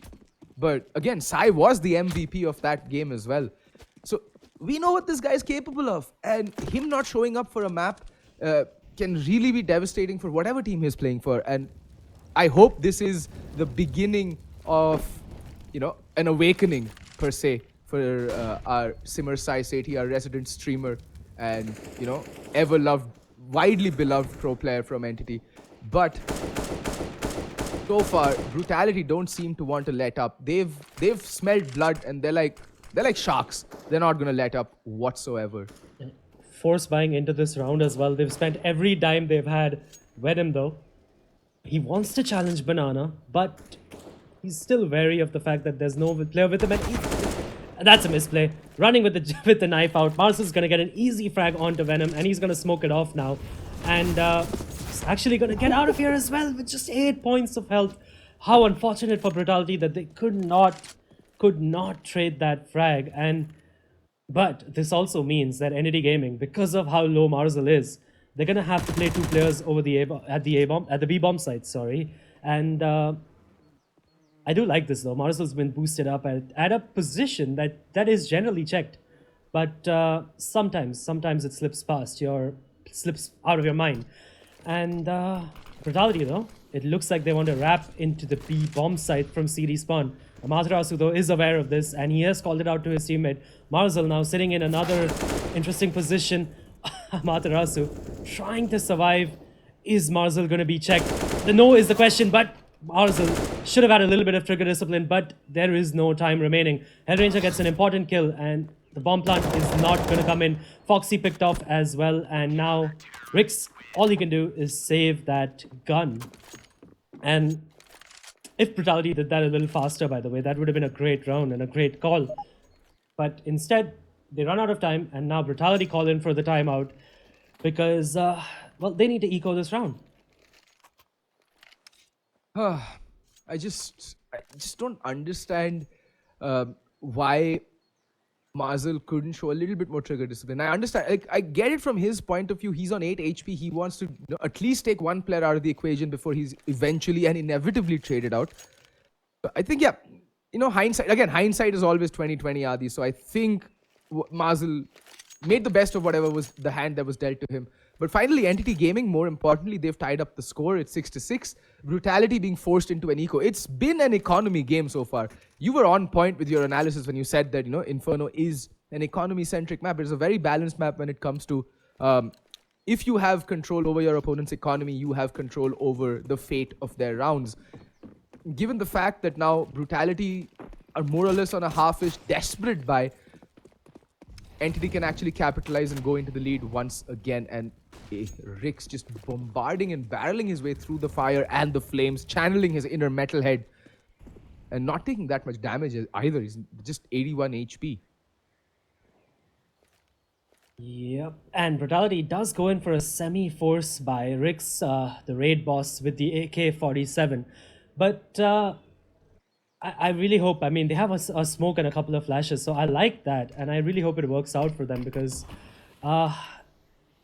they'll have to eco the next round as well, to be honest. They could force into it, but it'll be a really low utility buy. The pop flash coming in, Sai completely blinded, but unfortunately he's not checked. Another flashbang as well, but Hellranger is locking down the bomb site right now. Sai will chime in as well, but Sai, he's going nuts now. Juventa does come in with a single trade, but Rix now, finally, that AK-47 should have been the first point of contact, but instead, it's the last gun alive on Brutality now. And the pop flash coming in, but it doesn't look like Entity Gaming want to give him a peek, but instead I say that and Baba still does peek, and fortunately for him, he doesn't get punished for that lack of discipline, I would say, because Rix was going nowhere. Even if he had the bomb plant, it's A-okay because there are barely any rounds left in this half. But either way, not punished, and now Entity Gaming is on a double op setup. And the thing is, if Brutality somehow managed to pick up this round, by the way, Entity is still going to be broke in the next round. That's how close these rounds have been. Exactly, and that's why Brutality have been constantly pressuring their economy as well, because they know what's at stake. They know how poor Entity Gaming are. All they need to do is just win one round and they can actually end up winning the half 8-7. So this is the do or die round for both the teams if they want to come out on top of this half. If Entity win it, they have a very good chance of going 9-6 up on the first half. If Brutality win it, they're going to go 8-7. That's how finely balanced this game is at this point. Yep. And Brutality now going back to what is their set default, so to speak. The apartments control. And, well, actually, they haven't taken banana control this round, so they definitely have some sort of strat in mind. But now, because they don't have any banana control, Marzel, though, getting a pop flash, Venom spotting that out. But Entity does have 4 players towards the A bomb side because Marzel hasn't really been challenged. He can hold that bomb site solo for now. Hellranger getting a frag onto A-Star, but he's instantly traded by Juventa. 4v4 always works out better for the terrorists. Always. Well, more often than not, anyway. Yeah, and now Marzel, he's the solo cannon towards the B bomb side, and he's playing from an angle that's almost always going to get smoked off. And I think right about now, Venta is lining out. Oh no, that's the coffin smoke. And of course, Venom does get legged. Marzel taking him out. Marzel still holding that angle. Man's got balls the size of Connecticut. He will not fall back. That's a very ballsy move, by the way, just to hold that angle still after getting that first peek.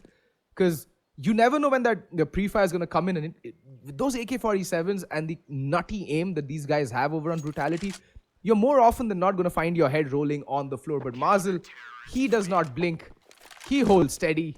And he's playing chicken with his life, but he's going to come out on top regardless. Good brace for him. Entity move on to 8 rounds. And now, Brutality, well, it's the final round. They have no choice. They're going to go in with a bunch of utility. I like that. An AK-47, 2 UMPs, and a couple of CZs.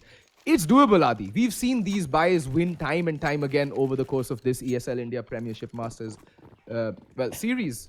Yeah. Especially against Entity. Yep, I agree. The force buys generally seem to work out more often than not. But I do want to highlight, by the way, in the round previous to this, Brutality had 2 smokes on them and they didn't smoke off CT. I have no idea why. And even if they had just 1 smoke on them, they should have smoked off CT and not the barrels. Sorry, not the coffins area. Because, well, I do kind of understand as well that Sai's been playing that the entire time. But a solo defender generally does not play coffins that often. But Rix does get the first frag. It's a fast play coming in, but Rix getting another frag onto Juventa. But the trades are coming in for Brutality. Hellranger does manage to get only 1 before he is instantly traded out. And now Amaterasu and Marzel are in a 2v3 situation. Make that a 2v2 because A-Star not ready for him. I like this, the use of the smoke. Amaterasu, I think he may have managed to sneak past Venom. Making a lot of noise. That should tell Foxy where Amaterasu is. And both the Entity players just getting eviscerated. And like I said, I called it, just call me Nostradamus already. These kind of buys have an unusually high tendency of working against Entity gaming. And it happens yet again. But I really like that switch of play, by the way, by Brutality. They had almost never gone to the shelter position, to the short or the mid to right, whatever you want to call it, position. And this is the first time, almost the first time they used it, and it completely caught Entity off guard. 8-7 though, in the favor of Entity Gaming, who really, really need to get back to winning ways after being on the receiving end of 2 beatdowns, honestly. Well, 1 beatdown and 1 unexpected loss. So Entity Gaming at least have that going for them at this point. But the aggression coming in by Brutality, I like that. But when he does get a frag, can he get away? He does get away as well. That's brilliantly done. Foxy now is going to get another frag onto Marzel as well. He's way too eager for that trade. And the pop flash coming in completely blinds Hellranger, but he does get into safety as well. Things are going well for Brutality right now. 5v3 situation, and now Hellranger does get a frag, but Foxy is just going to town right now. He gets 1, Venom gets another for himself, and A-Star burns Hellranger alive. Fresh kebab over at the B-bomb site. And yes, I did steal that from Blair. Well, let's just say you were inspired because, mimicry is the biggest form of flattery, as they say. Let's just say you were inspired by Blair, but what was absolutely uninspirational was that pistol from Entity. Why? I mean, you've got 1 minute, 55 seconds on the clock with, say, leaving 4 seconds to plant the bomb about. Play the time, get some map control. Why bum rushing B like that? When you know that the opponents have studied what your tendencies are. You would have noticed that immediate swing, the moment they were spotted in Banana, Brutality did not hesitate for a second. They just swung straight towards the B bomb site and they just wrecked. I Sorry to do this thing. I want to highlight, by the way before this timeout even happened, Marzel already force bought, by the way. Entity could have maybe were thinking of going for the eco, but after the fact that Marzel bought so early, I think that's why that they've been forced into force buying into this round, because they don't really, I mean, the lead, there is no lead for Brutality, right? They could have actually let it go to a 10-8 situation and then bring out the big guns, right? Bring up all the utility. But instead, they do go for the force buy, and Marzel, he's just not letting go of the W key. He's already 1 minute 30 seconds on the clock, and he's already at Boiler. And I like this by Brutality as well. They're playing really passively, and it against the Pistols, you kind of want to do that because there are a lot of choke points in this map, and you want to play the longest range possible. And they are doing that right now with a couple of players in pit, a couple of a player all the way back at Modo, that's Rix, and even at Banana, they're all the way back. And yes, they don't have information, but still. I mean, right now it doesn't matter, right? Because just as I say that, Amaterasu gets the opening pick, and they're going to wrap towards the B bomb site. Venom, they may not have any information. This is the problem, right? When you play the turtle setup, yes, you're allowing the range of the rifles to do the work for you, but you don't have any information. But Venom, he spots out the bomb. He's going to get overrun very soon. Marzel gets the kill, retrieves the M4 as well. And Hellranger, well, he just got Goombard. A-Star jumps over him, flying arch, rainbows over his head, and shoots him in the face for good measure. Good night, Hellranger. Amaterasu, he's got the angle, he's got the HP, he's got the armor. Can he be the difference maker? And he's going to get A-Star. The Danger Man has fallen. Rix dangerously low. Amaterasu is going to find him as well. Now it's all down to Rix. In a 1v2, Amaterasu caught napping. But I don't think they know where Marzel is. And Rix is going to go for the defuse, and Marzel. Welp. Adi Welp. Another anti-force lost. All right. I have something to point out, by the way. Juventa, when he went down, he had 1 grenade, 2 flashbangs, and a smoke on him, on his person. None of them were used. A-Star just ran straight into the bomb site instead of, demanding a flashbang by Juventa. And it's the same case. And also, Rix with another misplay towards the end there. Yes, he was in a 1v2. It's generally not winnable. But Marzel was really low. Venom would have also said that he was in the bomb site, because Juventa had come in from the banana position. I have no idea why Rix was looking at banana. And Brutality now, they're going to have to force by A-Star and Rix on a scout each, and a couple of pistols and armor on the rest of them. And all of a sudden, Entity Gaming are in control of the economy. They're right where they want to be, and this is the round that Entity Gaming should be looking to make their mark, stamp their authority on this game, and then hopefully put a couple of rounds between them and Brutality, because God only knows what's going to happen once Brutality have the guns out. And look at that gamble coming out from Brutality. They've stacked 4 players over towards the B bomb site, and Rix, oh, what a shot from Amaterasu. It's going to do a lot of damage onto A-Star as well. Takes a bit in return, and now Juventa all alone towards the A bomb site. Will he get baited into pushing the smoke? Falcon needs to be careful. Juventa is hearing this intently, but Falcon hushes up at the perfect moment, and he's going to seek past Juventa. Unlucky there, but he's going to hear a stampede headed his way. And I think Hellranger spotted Juventa, but does not matter. Juventa is not a player to be trifled with, but Amaterasu from behind, the Deathmaker. And he's going to get the kill. And also importantly with that Mac 10, $600 extra in the bank for them. And Venom is going to save that armor, and CZ A-Star is going to save that scout. Very important to carry this investment forward into the next round, because next round they're going to have nothing. That kit onto A-Star and that armor and CZ on Venom could be the thing that makes the difference, because as I've pointed out once before, these weird ass buys have an uncanny tendency. Okay, I take that back. They're all dead. Forget I said anything. I was just about to say that though, that Sai had already heard them in the B-bomb site, and he was calling for backup, and he had discipline not to go in for the hunt alone, and he waited for Falcon to come in with that other Mac 10, and then they wiped out the remaining Brutality players who were trying to save those weapons. But anyway, now Brutality have to fully eco into this, and considering that they force bought into the previous round, they're not going to have everything they want in, all the grenades, head armor, things like that. And this round is, of course, it's a gimme round basically. And that nade, finally a Counter-Strike Go grenade doing some damage. Yeah, thank God. But then again, a nade went off on A-Star's foot. And he's still alive. With more than half HP. Valve, please fix. Please. Well, but Entity Gaming will be happy with that because instead the the kill has gone to the MAC-10. The second kill of the round going to the MAC-10 as well. And now Hellranger, he wants to just rush into the B bomb site, but nope, he's thought better of it. Sai, though, in the meanwhile, does get another one onto Juventa.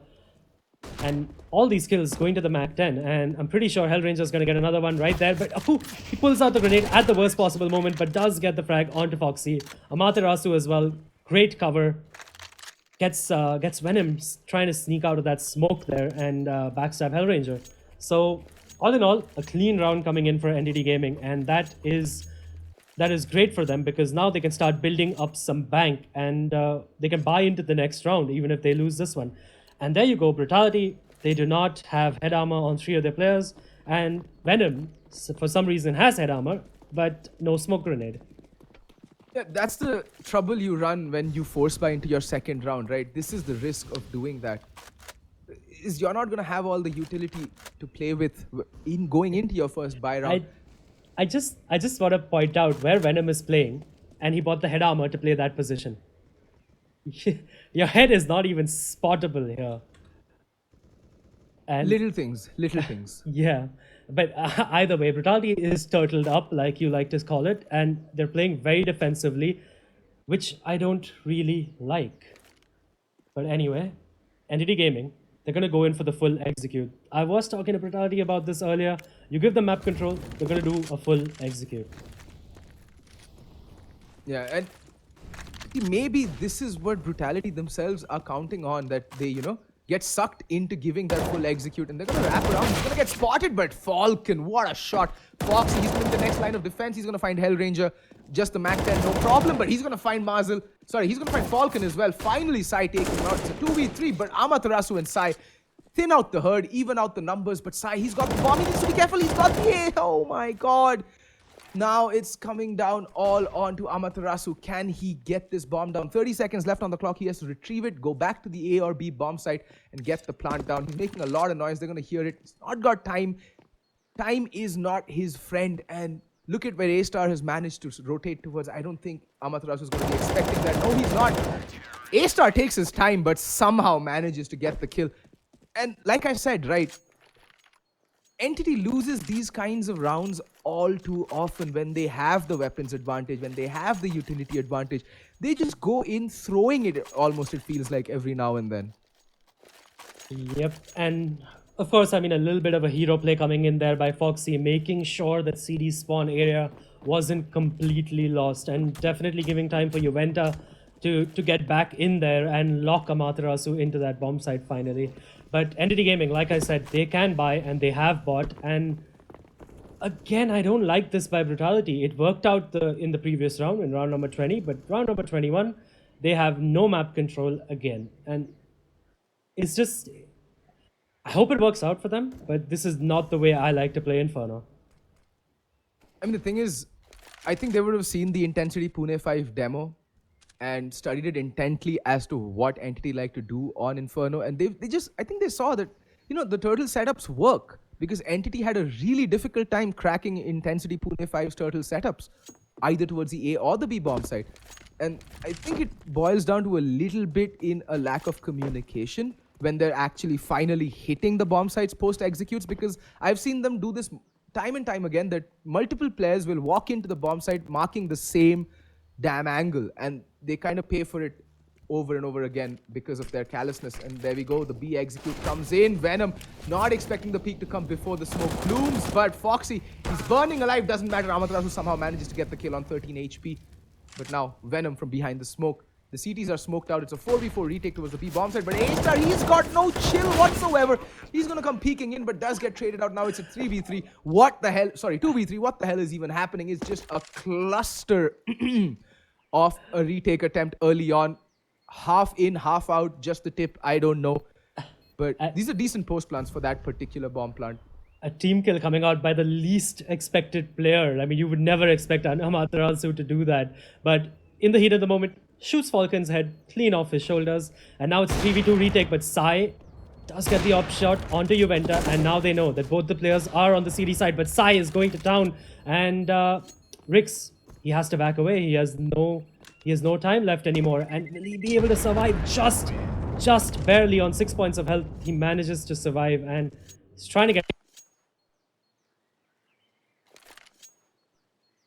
not working out. I mean, Amaterasu there, right? Trying to help out Brutality as much as he could, but instead, still the retake, for the 4v4 retake, did not work out for them. And now Brutality, they have to, well, they're going to force buy around that AK. Yeah, and again, Sai coming up with the goods, finally finding some kills and frags. I hope that gives him confidence because he's up now. He was sitting at 2 frags with in the 10th round, and he's up to 14. Finally, someone woke him up, and he has come to play. And right now, I think there's a bit of lag coming in, so we're gonna wait for, we're gonna go in for a little bit of technical pause. Things like this happen, guys. It's Counter-Strike, it's online, it's internet, and it's India. You can never be assured of good internet here unless you're in. Adi, where are you from again? Bridge Candy, South Bombay. Adi may have timed out, or I have timed out. I have no clue. Am I even here? These are philosophical questions that beg to be answered. But I've lost Adi in my ear, so I'm just gonna keep rambling. Best of luck. Yeah, Adi has indeed timed out. So, alrighty, you have me for the duration of this timeout. Let's just break down this round, or like these rounds so far. Well, Adi seems to be back. Hi, Adi. Welcome back. Can you hear I am me? back, but I am not in the server at the moment. It seems like the issues plaguing the server have plagued me as well. But Well, where were we? I was basically praising the Breach Candy internet the instant you timed out. So, again, irony, dying a slow, painful death right there. Well, I do have 3 internet connections, so don't bother. I'm back already. And this is something I've had to do and that's all the Brutality players, all the Entity players, everyone, by the way. We all have multiple connections just because of how crappy the stability of Indian internet is. But yeah, I mean, anyways, the server issue is still going on, right? So I want to go back all the way right to the start of this game, right? Right to the veto. This is, like I said earlier, right? This is Entity Gaming's best chance because it's Inferno and they're really comfortable on Inferno. And Brutality is no slouch, by the way. They made really quick work of AT Gaming on Inferno as well. But, and of course, really quick work of Vackband on Inferno as well. But still, I don't think it's their strongest map. And the way the veto went, right? I would have actually loved to see Brutality play Cash at the end because I know the Brutality doesn't play Cash that much as well, but you would have pushed Entity right into that corner because Entity Gaming's permaban has generally been Cash before the fact that they've completely lost their confidence in Mirage, which is thank God that they finally have. Oh God, if I saw another Mirage coming out from Entity, I'd stab myself in the eye. Or rather, I would have asked you to stab myself in the eye. Stab me in the eye. What the hell is wrong with my English? England hard, I'm sorry. But, dude, that Mirage from Entity in the previous game, and bear in mind, against opponents with over 150 ping, was atrocious, to put it kindly. Atrocious. And you see, I've been talking to a lot of Indian players over the past year that I've been casting, and I hear this excuse a lot coming out from them that the reason we don't play well in SEA tournaments is because they're on 10 ping, we're on 50, and they have the advantage. And here's a team that comes in with 150 ping and literally wipes the floor with you after taking a dump on your floor. Okay. That's how dominant that performance was. So I think Indian professionals now need to take that ping advantage argument, fist it up into a very tight ball and shove it up where the sun don't shine. Because There's no excuse remaining. Team and Nasser has been doing that since time immemorial. Risky, erstwhile. They used to come online, 200 ping, didn't matter, would just come wreck everybody on the server.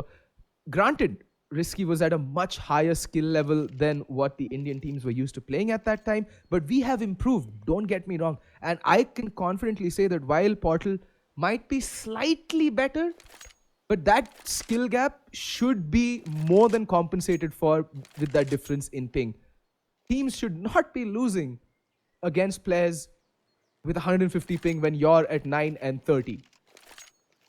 Yep, That's I just- completely agree. And of course, that sort of will play on their mind as well, right? That, we got defeated by a team who was on 150 ping, right? And it does look like the game is ready to go, by the way. And I like the courtesy, by the way, coming in by the captains. They're asking if the casters are ready. Yes, we are ready. We've been rambling about you this entire time, Hell Ranger. Rather roasting, but yeah, let's go with rambling. But I mean, yeah, that kind of shatters your confidence. So for now, for them to win against Brutality will be the biggest confidence boost they need and they could get, because Brutality has looked amazing this tournament. Other than the minor hiccup against SRA, but yeah, that was on Dust 2, and it's Dust 2. If your shots don't hit, you can lose, and it's not something about it's not something that can break your confidence, so to speak. But Brutality now, like I said, they have force spot. Well, no, they haven't force spot this time after the restore has been called in. The AK has been saved, and A-Star has invested all of his money, but Juventa and Foxy and Venom have not. So a little bit curious there, but hopefully, and finally, by the way, Rix and A-Star playing a little aggressive at the apartments. Rix, a little too aggressive. Sai is ready for that, and Entity Gaming, they kind of knew that was going to happen because Brutality were on the eco, right? Or they would have at least assumed an eco or a force buy, and they knew that some sort of aggression can happen. So that's a really good read coming in by Entity. They had to go for that aggro play, Brutality. They have to make this AK work. And yeah, like you said, Entity were ready for it. They accounted for it. They've got the man advantage. Now they just need to be methodical. A-Star, on the other hand, could be the ace in the hole or the ace up the sleeve for Brutality, but he's gonna give up his advanced position and they're gonna buy this B fake hook, line, and sinker. Mazel gets Venom. That's gonna keep more. Okay, finally, A-Star realizing that it's not gonna be a B hit, but it's a fake. They successfully drew that AK out, but A-Star manages to get Falcon. It's a 3v3. A-Star with the AK-47. He's dead. Sai gets the kill with the AWP, and now Hell Ranger can just line them up as they walk past him.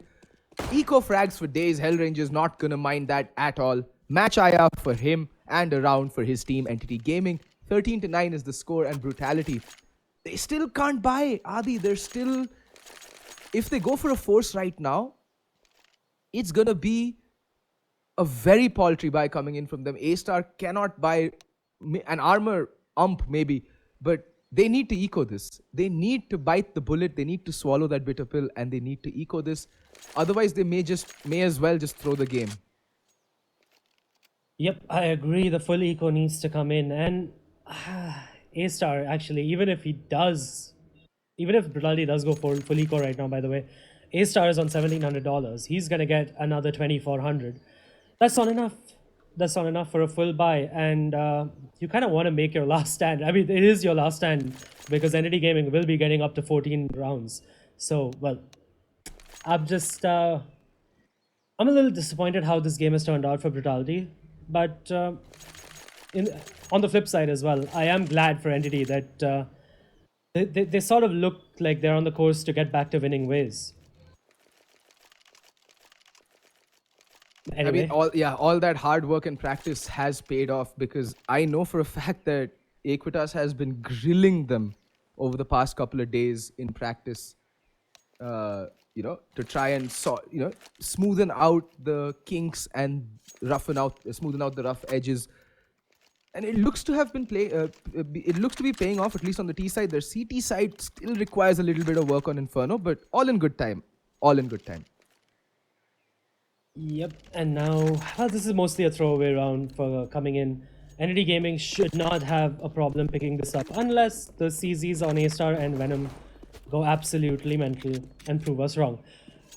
But anyway, now NAD Gaming on their T side actually have looked pretty impressive, and Brutality with their with their lack of aggression basically have dug themselves into a hole, and that hole is basically going to become a 5-round deficit at the end of this.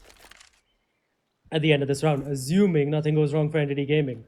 But of course, we have seen Brutality are the comeback kings, by the way. They managed to close out games. And there you go. Venom does get a frag onto Amaterasu, but he is, fortunately for NAD Gaming, instantly traded out by Marzel. And we're down to a 4v4. But it's a really slow round, by the way, coming in by NAD Gaming. And I like it. They're just allowing Brutality. They may want Brutality to overthink it and cause an over-rotation. And that one kill towards the B... I think this would be the right time for Hellranger to make a little bit of noise towards the B bomb site to maybe peel off a player from A to B. Or vice versa. Just make noise somewhere so that something happens. Marzel with that Mac 10. He loves this gun, by the way. He's like jumping accuracy for the win. Rick's spotting him out. He needs to be careful. Rick's... because he just has the USP. Had he had the CZ in that range, I'd say Marzel needs to be careful because that CZ is OP as hell. And, well, there we go. Marzel getting picked off by A-Star's CZ.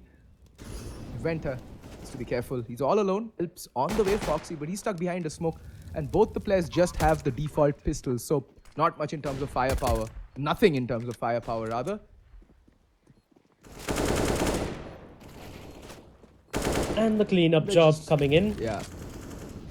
There isn't much here. Juventus somehow has managed to sneak all the way into the dark position, but Hellranger does finally take him down. He did go frightfully low right there, but I mean, just one casualty, right? Well, 2 casualties, and both the casualties were the SMGs, so not a problem for Entity Gaming there. And now Brutality. A-Star though, no utility at all on him. Venom low on utility as well. Only 1 Molotov onto Foxy. Brutality now really need to get aggressive and get some map control and get the man advantage early on because just sitting just the turtle setup has not been working out for them. And Brutality there do try to go for some B aggression, but I like it as well. It's the VP aggression, right? It's the half aggressor onto Banana, and their A defense as well is pretty interesting. Juventa and A-Star basically sitting on top of each other. Marzel still with the Mac 10. I mean, I get it. I get bringing that out on the gun rounds, but please give your opponents some respect. This is Brutality, not run-of-the-mill, ranty team. But okay, as I say that, Marzel jumps down, gets 1 kill. Good for 1 kill, but immediately traded out. Marzel need not have gone for the weapon switch just then. Could have actually done more damage onto Foxy if he still wielded that Mac 10. Could have possibly even gotten the kill. That double pit setup though has been found out by Marzel. Hellranger has sneaked into right next to Library. He does get the kill onto Rix. Rix not expecting it. Venom does get the trade, but he's instantly traded by Falcon as well. But we're back to a 2v2 situation because Foxy has got the kill onto Amaterasu, and now A-Star should be hearing this. He should have heard that Falcon and Sai have gotten on their horse and they're hightailing it towards the B-bomb site. No smoke though for the cross. A-Star, this is all on timing. The op though, getting A-Star, and that's great cover coming out by Sai there. Foxy now in a 1v2 situation, and unfortunately for him, they need to go for this. Well, yeah, they've got no choice. Either play for the overtime. They're gonna play for the overtime now because Foxy is turning around, picking up Rix's op, and he's gonna try to keep it alive. Trying to get some free grenades there as well, but he isn't so lucky. But Entity Gaming, I don't think they're going to hunt this because they are probably going to expect that Brutality is going to come, that Foxy is going to come in for the retake. And the thing is, that round, while the A defenders that very well, they got the trades, they brought it down to a 2v2. The rotation was a bit too slow. They should have just gone for the retake together and not sent A-Star on his, on a solo YOLO mission for information at that point. You can't afford to give up the man advantage like that. Again, in my opinion, I could be wrong. I've never been a player. Adi, you're the analyst. Would you like to chime into that little bit of, a brain fart, as some may call it? Sorry, wait, I wasn't paying attention. Listening. What did you ask me? I said that I feel that it was a misplay coming out from Brutality to send A-Star on a fact-finding mission on a 2v2 on the retake. Yes, I completely agree. They should have retaken that together. But of course, you can't fault him as well, right? He was just going for the cross kill. He didn't really overcommit there or anything. It was just a really great play coming in by Sai with the op. So I can't really fault A-Star there because, like I said, he did not commit. But anyway, this round is already started. Rick's getting picked off by Amaterasu, who is down to 7 points of health. But it's not going to matter because it is a 5v4 and Juventa, he's only on the CZ. He's going to peek out and he's not going to get any joy with that CZ. Hellranger with a frag on him. Now we're back down to a 3v5. But at this point, it's basically a 1v5 for Foxy. Venom getting taken out as well. And Foxy does get one frag, does get the second. Foxy will get the third. He's going to put in work for his team right there. And A-Star gets a frag as well on the Marzel. And all of a sudden, it's a 2v1. A 2v5 being thrown by Entity Gaming. Sai in a 1v2 now. What in the world just happened there? The flurry of frags. And just some great play coming out by Foxy there. And they have C4 control as well. But if anyone can do it, it is Sai. He's pulled out weirder clutches out of his ass in the past, and does he definitely has spotted out Sai now. A-Star, sorry, but Foxy will peek out. A-Star setting him up with the pop flash, and the op being retrieved as well. Brutality from the ashes of hell managed to find a round which should not have been theirs in 9 times out of 10 basically. I mean, Foxy, that round, he just showed you guys a masterclass on how to play Motorbox on the A defense. Like, he just used that cover to his advantage so well, just juking, ducking, weaving. He was like a Muhammad Ali. Like, he floated like a butterfly and stung like a goddamn bee. And everybody who came in his path was just knocked out, one clothesline after the other. And now Brutality.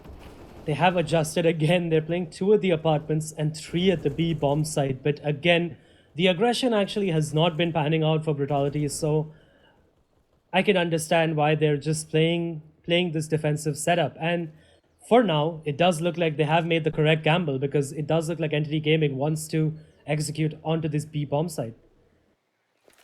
Sai setting up a Molotov for the second and for the first and second oranges. Another Molotov going in for the third orange as well. A-Star peeking out in the smoke, but he's going to run into the Molotov and he's going to burn alive. So is Venom, completely flashed, but Foxy does get a frag onto Marzel, but he's instantly traded by Hellranger. That execute was absolutely perfect by Entity. A perfect execute coming in. And now Rix and Juventa in a 2v3 situation, but Hellranger is basically dead. I know, but he's still got the AK, that one-shot headshot potential. You can never count out a T with full, like even 1 HP because, oh, nice shot. An immediate trade coming in from Sai, and that 16-10, it ends in favor of Entity Gaming. At least one team is back to winning ways. Adi, any closing thoughts? Yep, Brutality definitely needs to play their counter-terrorist side a lot more aggressive than they did. Inferno is about map control, it's about banana control, it's about apartments control. If you don't have that, you're probably going to lose the game, and that's what happened to Brutality there. But that's it from our side. I was Adi, and I was joined by Fet. You can find me, by the way, on Facebook or Twitter. It's /officialadi. And Fet, what about you? At Archeeseman. And so there you go. You can find him on /Archeeseman on Facebook. But anyway, we're gonna sign off Twitter. now. Well, on Twitter. Sorry. We're gonna sign off now. We're gonna go to the studio where Bagish and Gautam are waiting for you.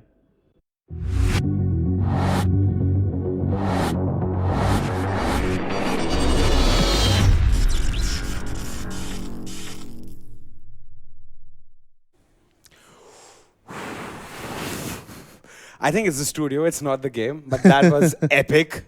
That was epic, and that's the way CS should happen. What a close game. Brutality tried so much to level it out, try to push it, try to be the comeback kings they are, but sadly they could not. 16-10 in favor of Entity Gaming, ladies and gentlemen.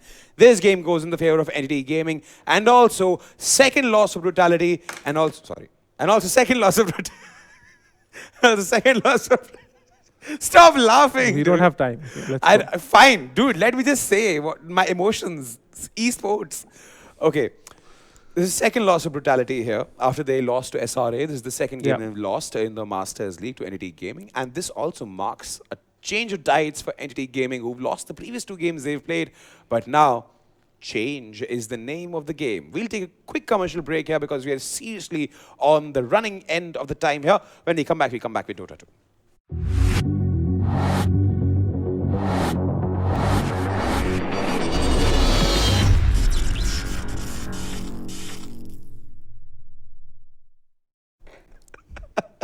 Welcome back to the studio segment of the ESL India Premiership 2018. That is what is actually called a very, very short commercial break. Now, since we've ended Counter-Strike Global Offensive on a very intense note, Entity Gaming finally registering a win there after those previous two losses they faced. We have Dota 2. Interesting Dota 2 and an amazing Zera Angela Gonzalez. It's Angela, and thank you so much. Arey yaar, come on, it's a proper noun. Tomato. Okay, fine. I'm just kidding, yeah. Give me a high five, yo. I'm very happy to see you always. Always a pleasure. So, ladies and gentlemen, we have a Dota 2 game lined up for you guys. And it's going to be another Mumbai derby. Yes. Isn't that right, Madam Gonzalez? Yes, it's going to be amazing, and these two teams are the top favorite teams in the country as of now, so it's going to be very interesting to see how this game proceeds. I'm expecting a lot from ROG Titans today because they have seen Signify play quite a lot in the previous matchmakes, and I'm seeing how they're going to perform today because they know where Signify kind of could make mistakes. They know Signify's layout the best. Some of their players are even playing in Signify now. So I think this would be one of those matches where I would be rooting to see who comes up on the top. Oh, very interesting indeed. So let's quickly take a look at the first team in question here. Team ROG Titans.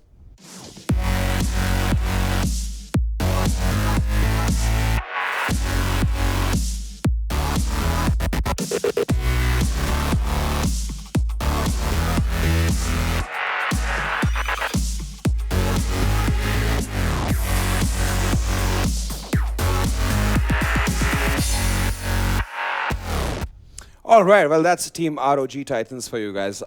An epic team with an epic lineup. Yes. I mean, they're in the Masters League. They're one of the top tier teams in the country. What else can you say about And they are also sitting fourth on the board as of now. They've played 3 games for themselves and not really lost a single game. And the good and the bad part about this matchup is that whichever team loses today, it'll be their first loss in the ESL India Premiership. Oh yeah, both of these teams So, have a clean slate yes. so far. This is going to be predominantly that Invictus versus Brutality game, which Yes. sadly Invictus lost. And Brutality had a clean slate, but not for long after SRA showed them the door, for that point of matter. But speaking of opposition and a clean slate, let's take a look at the opposition here. Signify.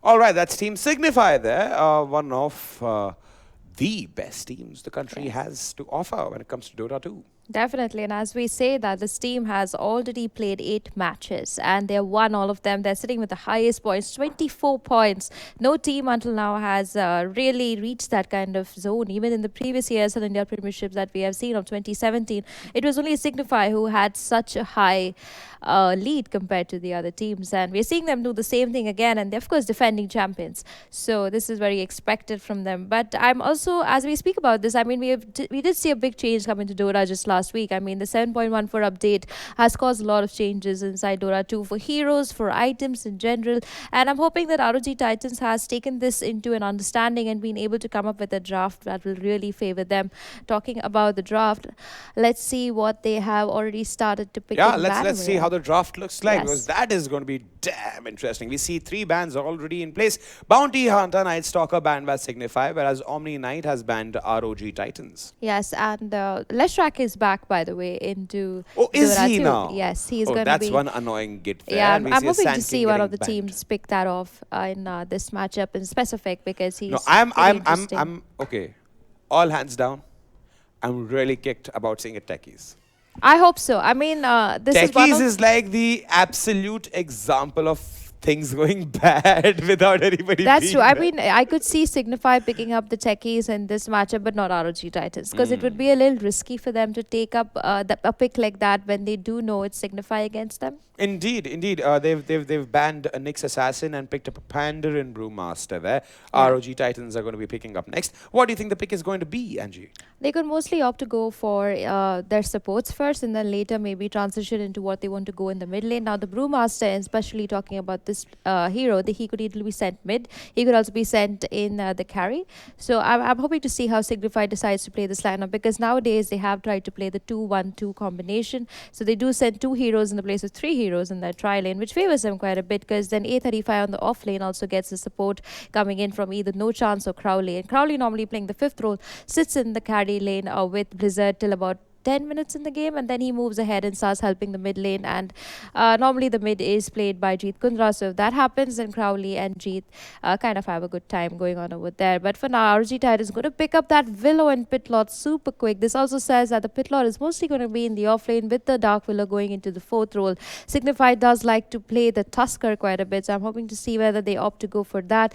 They also could also go and pick up their 3rd support. I mean, if they opt to pick up the Witch Doctor, which has been, I mean, you could say that he has been got nerfed, but I don't think he's got that nerfed, because I still saw him getting picked up in Epicenter just yesterday, and he seems to be faring pretty well for himself. But it's going to be the Disruptor coming on though there. It's going to be a 5th role Disruptor being played by Crowley mostly, and he's been faring really well on the Disruptor. This also goes to show that Signify is not really looking for a lot of lockdown anymore, because they do have the Brewmaster who does quite a lot of damage and locks people down, but they also have the Disruptor who kind of just glimpses everybody back. And this is basically what Signify always does. They kind of just get a 2-1-2 lineup. They make sure that they've got all the lanes guarded and not give ROG Titans much of an opening in this fight. True. A Monkey King and a Razor getting banned from both ROG Titans and Signify, respectively. Now we're looking at the second set of bans here. We see a OD. OD. Thank God he's banned out. He is so devastating in the mid lane. But that also says technically that the puck is still available. The Queen of Pain is available.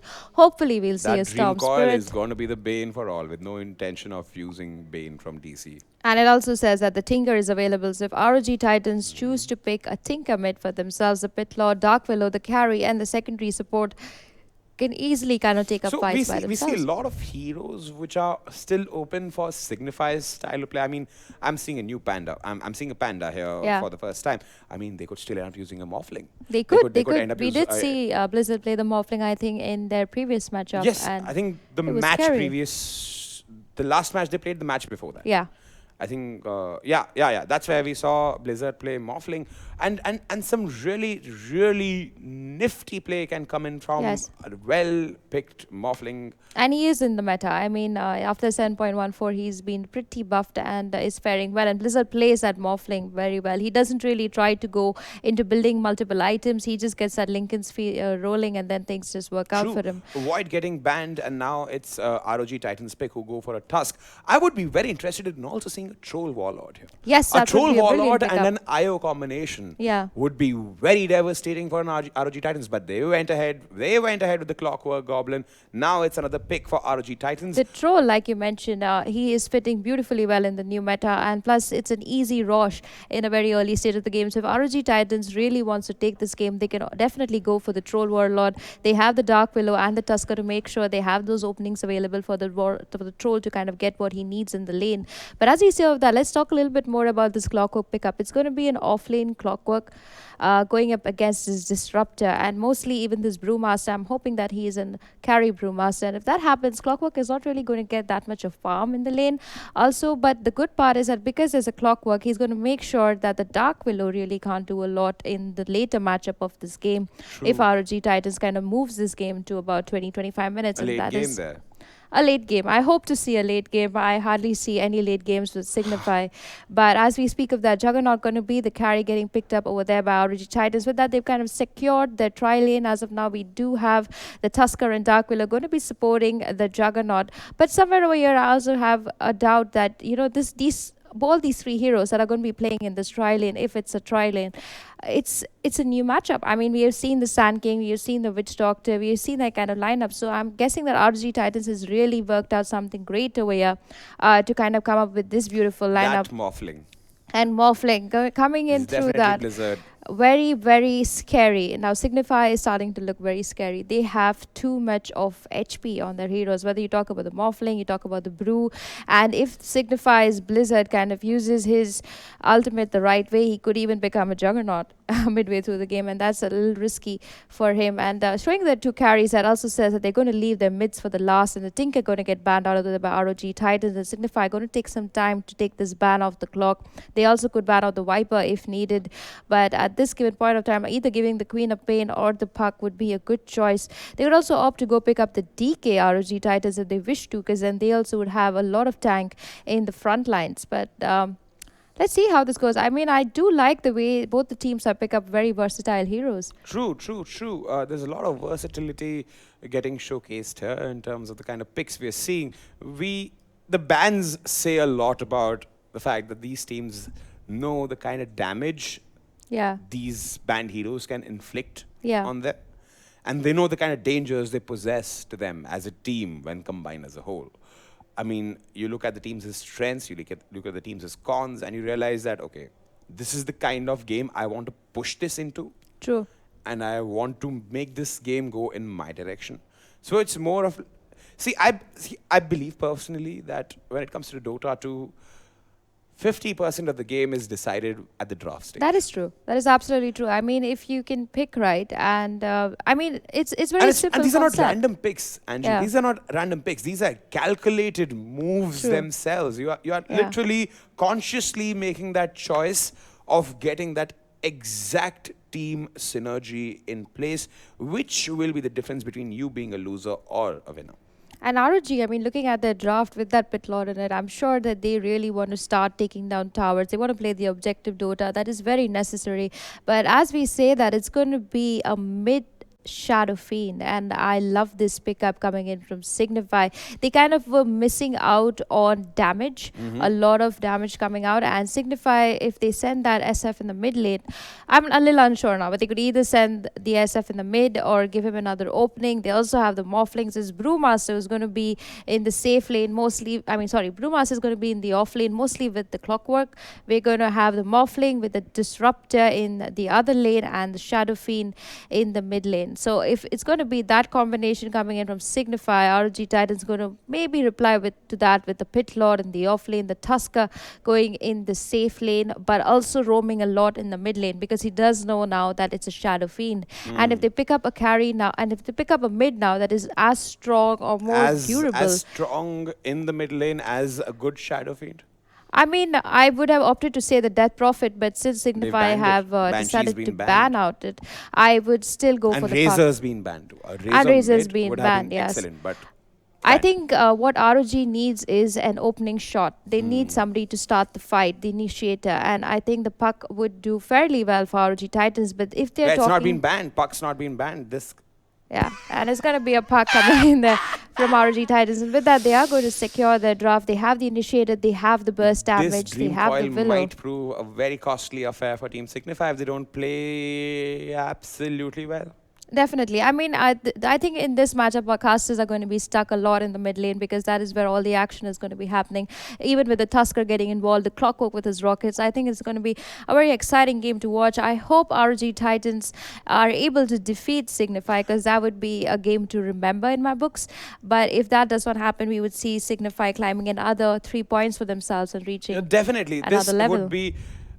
I mean, no pun intended for ROG Titans because the name have Titans, but this is literally a match of Titans. These are Indian Dota godlike teams fighting. Yeah. Let's be very honest. Let's give credit where it's due. Yeah. These teams are literally godlike. They need a moment's hesitance coming from the opposition to go on a rampage. Yeah. and they will be out for blood. They are And- not going to play this and game. I think They're the out best, for blood here. the best part about this whole game is that it's been played after the 7.14 patch. So even if you talk about Signify, yes, they have a very strong hold. Their gameplay is strong. They're experienced players. But when you talk about the new patch coming in, all the heroes are changed so much, and that kind can work a lot in ROG Titans' favor if they have done their homework correctly. Alrighty then. So then let's quickly head off into the game and see what's in store for us. DOTA 2.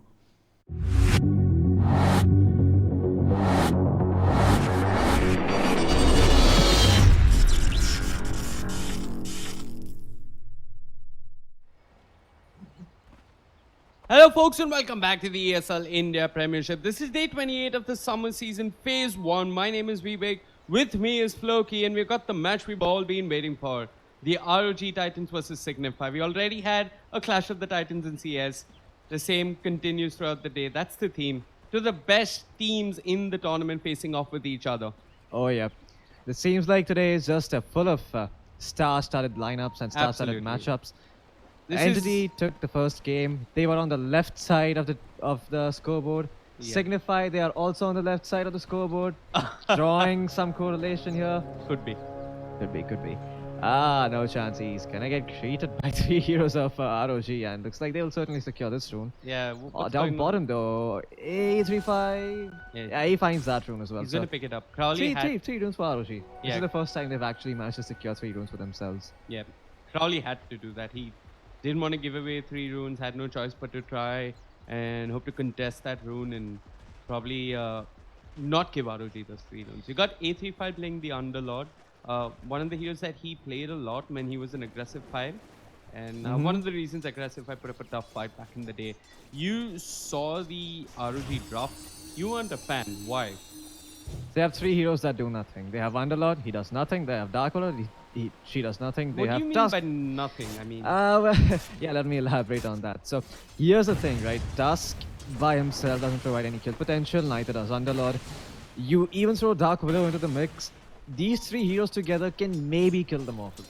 Maybe, at best. Okay, so you're saying they don't have a way to deal with the Morphle? Yeah, exactly. Like, you just pick the Morphling and now you have Tusk, Willow. They don't help you secure kills on Morphling. You're probably going to need Puck every single time you go for the Morphling. Apart from that, there's also the fact that there's a Shadow Fiend against the Puck, so the Puck is not likely to have a good time. I'm not sure why RG would last pick a Puck I think into it's an coil SF. terrorized. That's what they were looking for. Yeah, it's strong, but I don't think that's the matchup that Puck really wants to be in all honesty. 'Cause you can look at the Puck, I mean, he... Okay, Swifty is going to miss a race. The Swifty is going to have an advantage in this matchup because of the Necromastery souls. He has 12 of them already. Yeah, the clockwork. And yeah, exactly. And he's going to trade better than Archmages. The strengths of Puck early on is trading lust, is trading hits. He has a lot of base damage and utilizes that very well. Right. As a result of this, he ends up coming out ahead in terms of trades. You can see, Archmage is actually somewhat drawing even, but just as I say that, Zerik's in the top lane. Oh yeah? Yeah, this is a good start. I mean, this is the first time I've seen ROG open things up by picking up a kill for themselves. Right. It's usually Signify drawing first blood because of some stupid shenanigans happening. Mm-hmm. Yeah, they got no chance, if I'm not mistaken, who's on the clockwork. The good thing ROG have going for themselves is that this Morphling is gonna have huge trouble in the team fight, simply because of the Underlord aura reducing most of his damage. So it's gonna be... This game is gonna reach a point where Blizzard is gonna get his S-Blade. Once he has the E-Blade, the heroes on the side of ROG have to be careful, especially the Underlord. If he dies, Morphling is gonna be able to get his full damage output, and his effectiveness in teamfight is gonna effectively be nullified. Okay. Just simply having an Underlord in the area means the enemy deals less damage. Oh, wow, that shot block. Yeah, nice shots coming out from Evil Ash. Evil Ash wants no chance. The Curse Crown is there. He's holding on to the snowball, takes that his buck with him. They find another kill onto this clockwork, and Negi not getting quite the boost that he was expecting in this offlane. We've seen this meta taking shape in all parts of the world, Floki, where everybody wants to run some sort of a dual offlane.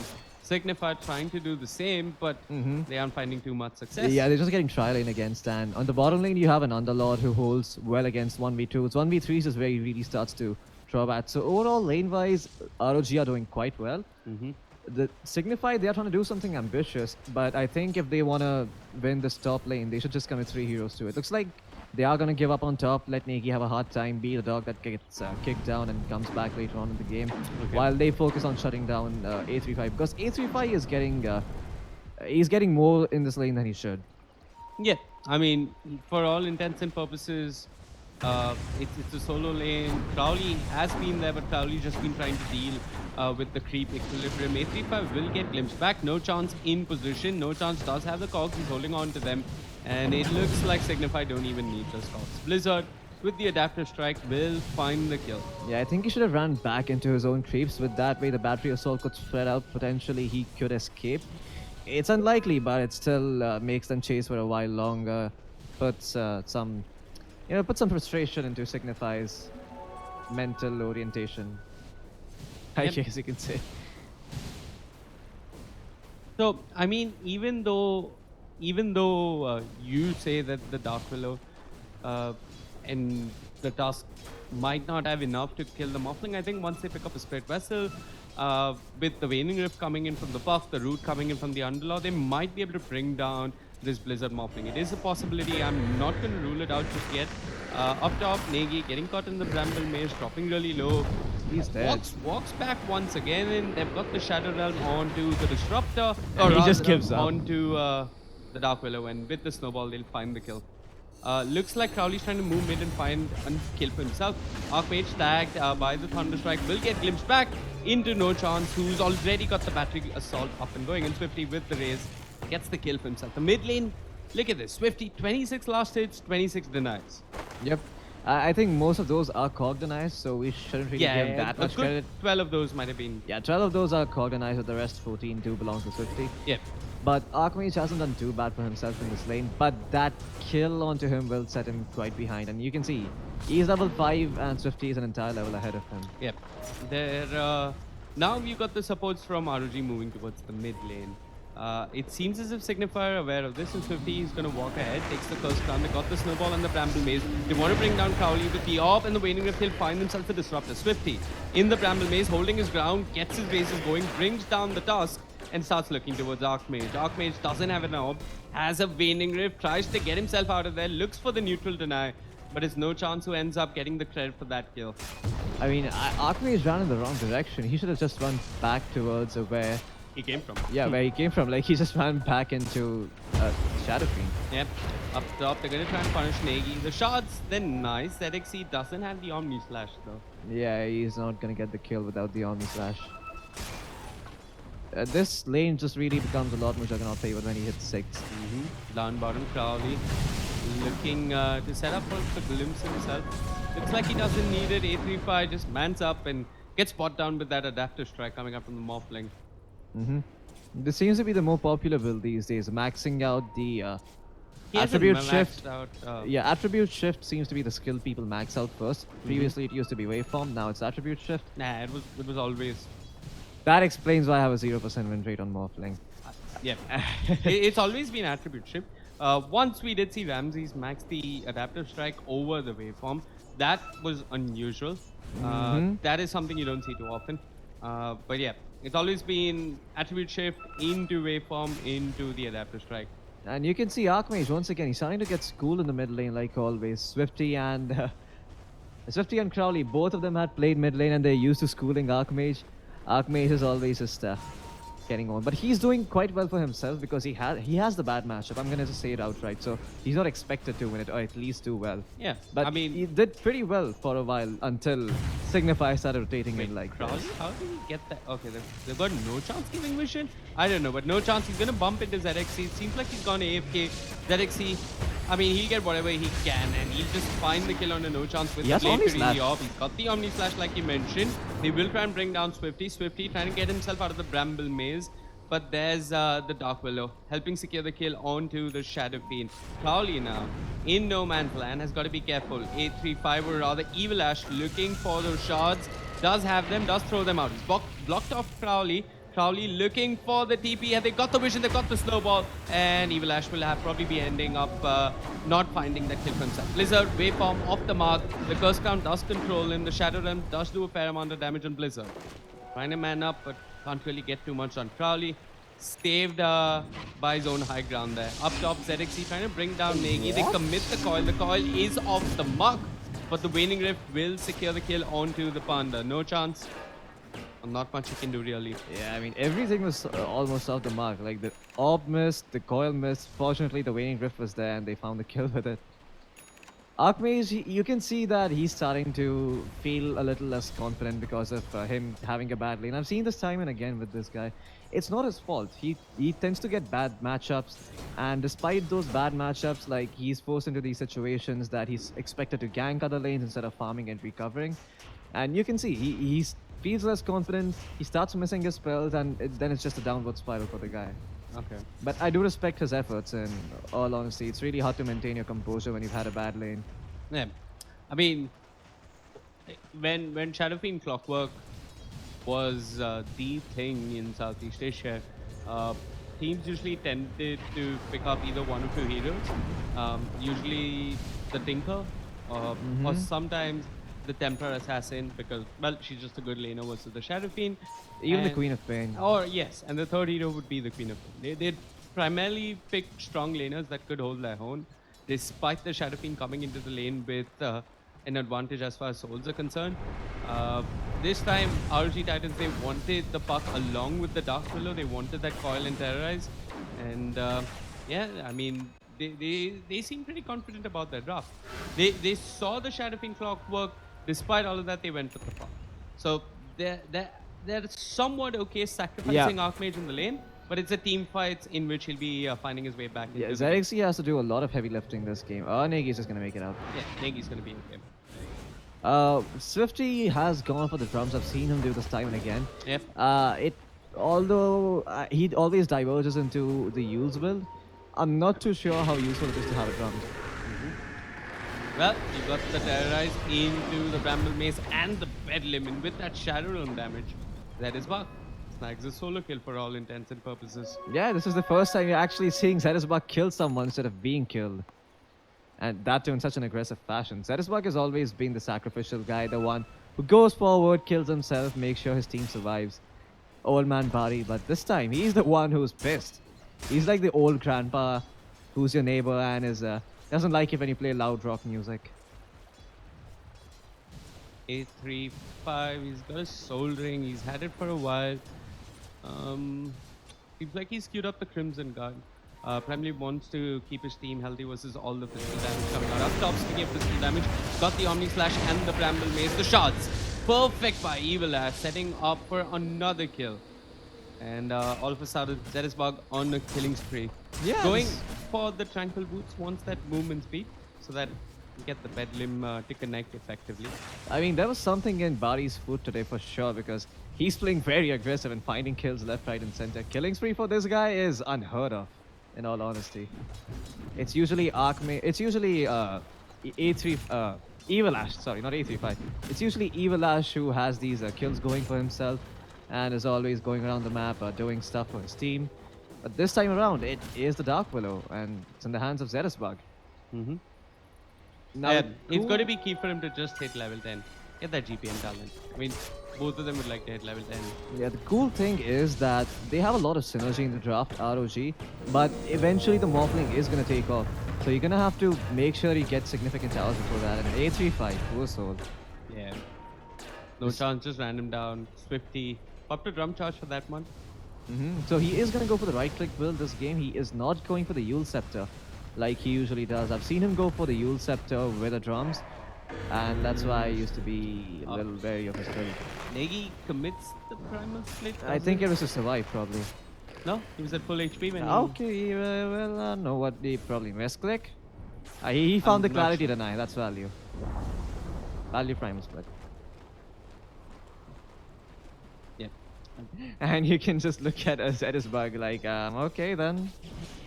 Guess you don't like me drinking my water. Blizzard, no surprises here. He's building towards that. Lincoln's here. Lincoln's here this game is not that great in all honesty. You think Manta? Yeah, Manta would be better. An early Dragon Lance into Manta or Yasha. You know, all those items are quite better this game in all honesty, because you look at the lineup of ROG, Omni Slash versus Lincoln. It doesn't get blocked. Down bottom, you got the pit coming out, the coil as well. Zedisbog will just run down the Morphling. No chance will TP out though. I think, Blizzard could have probably survived if he morphed back into the Morphling. He'd have the HP pull of the hero itself. Yeah, but he got silenced, I think, and he couldn't really morph back. Okay. The good thing is that Blizzard is now dead, so they're actually shutting down the Morphling to some extent. This is very important because they are not a lineup that scales. ROG, you can say at best, they control all lanes and they peak around the 30-minute mark. After that, it's all Signify. You're going to be having Clockwork with a bunch of farm and items like Aghanim Scepter, items like Blade Mail, Spirit Vessel, and the Brewmaster is also going to take up sometime around that. Going into the super late game as well, it favors Signify because you're going to be having Negi with the level 25 talent and the Octarine Core, which lowers your primal split cooldown. So it's almost like you have 3 pandas permanently roaming the map. Okay. ROG. Well, we'll move towards the mid lane. Not sure they're going to continue to group up like this. Cowley is moving towards the top lane. He's got himself his Tranquil Boots. He's got levels on the Disruptor, which is what you want by this stage of the game. ZXC, well, he is quite far away from that Valkyrie, honestly. There's a recipe that he's got to buy, and that Demon Edge. What's Archmage doing? Where is he going? What's he trying to do? Archmage. He's got the Veil, making progress towards that Blink. But yeah, 14 minutes in. ROG, they've kept up as far as the lanes are concerned. Oh yeah. That was crucial. Zedisbog surviving that doesn't give away his killing spree goal. Yeah, Archmage, so he's got to be careful. No chance. Looping in from the west, has the rocket flare. Archmage, well, he's going to get caught by the hook shot. They've got the Static Storm, the Cogs, the Genetic Heal even, and Blizzard walks in with the Adaptive Strike. Secures the kill. I mean, there's no reason for Archmage to be bought. Zedisbog. Okay. Yeah, like I was talking about, there was no reason for Archmage to be bottom in that whole engagement. He saw ZXC going top, he saw Underlord farming the jungle. He thought to himself, where could he be? And I think the answer was his own jungle. Yep. The lane is already pushed in bottom, so you don't need to go and address that. Bottom is a dead lane at the moment. So at best, you just want to push it out. You want to make sure it doesn't get too close to your tower. The creeps don't deal a bunch of damage. But Puck, making his way to the bottom lane, just farms one strong creep camp, then gets found by no chance and just dies. Do you think the RG support instead could have moved up and tried to punish Negi? Yeah, that's certainly a possibility, but it had to be with the Juggernaut. And the Puck could have also assisted in that because he would have been in the vicinity if he farmed the jungle. Signify's got the pit, the shots on point, no chance though. Not entirely blocked by the shots, will just drop the Cogs and run away. Yeah, loses half his HP though, so it's gonna probably have to pop and on. One no longer gives you HP regen, so. Mid lane, they've got Archmage, but without the Static Storm, this is a hard kill. Yeah, Archmage drops the coil, stares death in the face, laughs, and well, hangs around. I mean, he just needs to go back. He's low on HP, no point in hanging around. You also had the orb, so what you can do on the Puck is that you can launch the orb against the Disruptor, phase shift out, and then directly press the Jaunt. So this way you don't get glimpse back. Yep. Even if there is a glimpse upon you, you still launch your orb, phase shift out, and as soon as the glimpse ends, you press your Jaunt. So you don't get glimpse back to the location. If you're too far away from... if the glimpse is a long distance, sometimes the orb's travel time might be too short. Negi, Blink Dagger goes in, has the Primal Split, they got the Static Storm, Zedisbog. Instant TP out, heals Evil Ash to his own death. Yeah, but that's Evil not Ash too doesn't bad. even move. That's not too bad. They forced out the Static Storm and the Primal Split. I want to see RG Titans take advantage of this. Instead, A35 gets caught up. The Storm Panda doing its thing, no chance. Just finding an angle for the hook shot. Heck, he's just going to run in with the face boots. A35 thinking about the Dark Rift, drops the Pit of Malice instead, runs out of mana, doesn't buy out, dead. and ends up dying. Yep. Poor A35. Yep. Always being the victim of the Clockwork's cruelty. Okay, just trying to keep the farm going, get that Blink Dagger at a reasonable timing. I mean, he's even... Okay, then. Yeah, especially was getting a bit heavy there onto the Puck and forces him to come with the Dream Coil. And every single time, Puck, I mean, he's used his Dream Coil defensively 2 times now. And he hasn't been a part of any aggressive maneuvers. Yep. This is a bit of a problem. The puck needs to farm, and he needs to also make sure that he gets ganks every single time his dream call is up. He can't be He can't be just playing so defensively. He needs to go around the map with his Willow, with his Underlord, with his Tusk, secure kills for himself. I think ROG as a team have just decided to slow down the mid game. They've just been reactive until now. Yeah, this could be the turning point. Yeah, you got to smoke. I mean, they've lost the Tusk once, they've lost the Underlord. They might find the Morphling. Oh yeah, Morphling is most The certainly Waning Rift on dead. point, and Blizzard will end up falling. Archmage picks up that kill. Crucial kill for him as well. Yep, that's his Blink Dagger complete. Good stuff coming up from ROG. I mean, they seem kind of quiet once the laning phase came to an end, but when they make a move, it's a high impact one. Oh yeah, they'll just move around the map aimlessly. Oh yeah. Probably looking for that glimpse, rocket flare. This is a hard kill. Oh yeah, they get vision. Negi goes in with the blink, with the clap. A35 caught in the static storm, can't do too much. The battery assault is there as well. A35 drops the pit. Where's his team when they need him? Outmage is going to drop the coil. They're going to move towards the clockwork. They'll find the clockwork. They find Negi as well. That's a primal split committed. And Signify end up losing both the Panda as well as the clockwork, and even Crowley died on the sidelines. And now look at this, A35 immediately Ubers his team towards the top lane, 5-star Uber service, and now they're looking for a tier 1 tower. Oh yeah, this tier 1 tower has been signed for a while. It should... what the hell? Why would he shot like that? Okay, I don't understand this.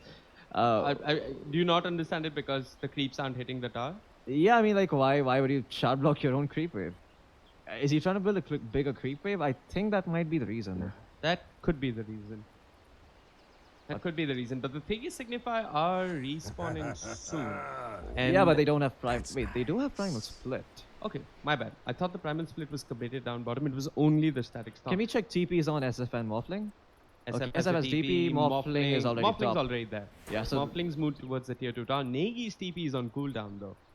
So yeah. Negi's got to walk on the Brewmaster. No chance has this TP. Crowley has his TP, doesn't have a static storm. Yeah, so this is a tower that ROG can take. They just need to make sure they don't do any goofy stuff. Exactly. This is also not a tower worth dying for. Yeah, not a tower worth dying for. So if you see Signify commit like 4 heroes, just run away. It's okay. Yeah. They commit their TPs. Now you have the map opened up. You can go towards the mid lane, run there, push it in, force them to walk all the way mid, TP back top, and then get the tower. You know what? Something like that. They've actually already run away. Archmage is at the mid lane. So they've 4 members of ROG up top. Bug doesn't have that terrorize. Oh, he does. Just cut it off cooldown. My bad. Blizzard not affected by the terrorize. Hops into the Juggernaut and tries to run down Bug. This Bug caught in the coil, caught in the cogs, drops the Bramble Mace and ends up falling. Signify.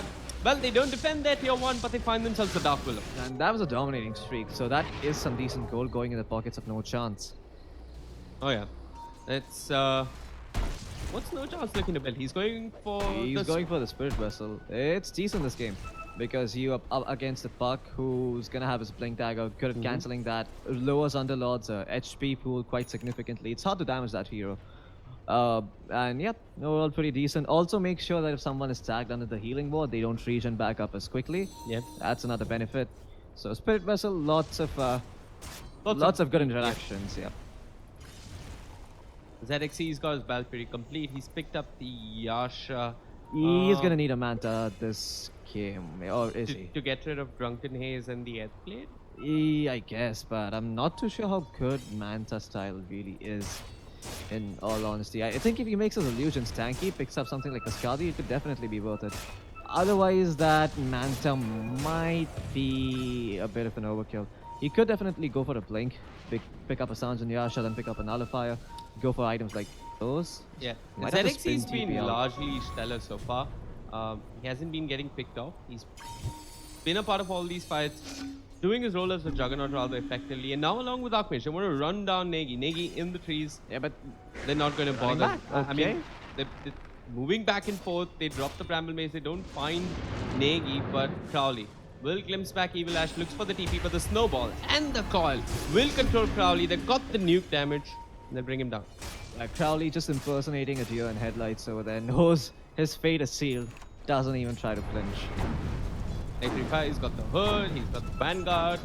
He's also getting quite close to the Crimson Guard, in fact. Oh, yeah. Once he has the Crimson Down Guard... with the Blizzard, controlled by the Walrus Punch and the Terrorized, will be sent back to his base. by Zerisbog. Well, ROG are certainly proving me wrong. They seem to have enough control for this morphling, and they're always saving the terrorize. They're chaining their silence and sounds up perfectly. So good stuff coming up from ROG. I mean, they're playing clutch against the morphling, which they need to, and they're managing to kill him again and again. I think they've got the control for the morphling. Yeah, and now Blizzard's probably going to be feeling. He's like, hey guys, I've died 3 times. I don't feel too comfortable pushing out lanes. Think I'm going to just push out lanes and then go farm the jungle. You guys are going to have to make plays around the map. 22 minutes in. Net worth, barely any difference between both these teams as far as net worth is concerned. Yep. And that sort of favors ROG because they are the mid-game lineup. Yep. I mean, shouldn't... Okay, hold on. ZXE mid lane gets out of the sight on Negi. Looking for the primal split, gets controlled by the Bitter Malice. BKB channel, but the Dark Rift is there.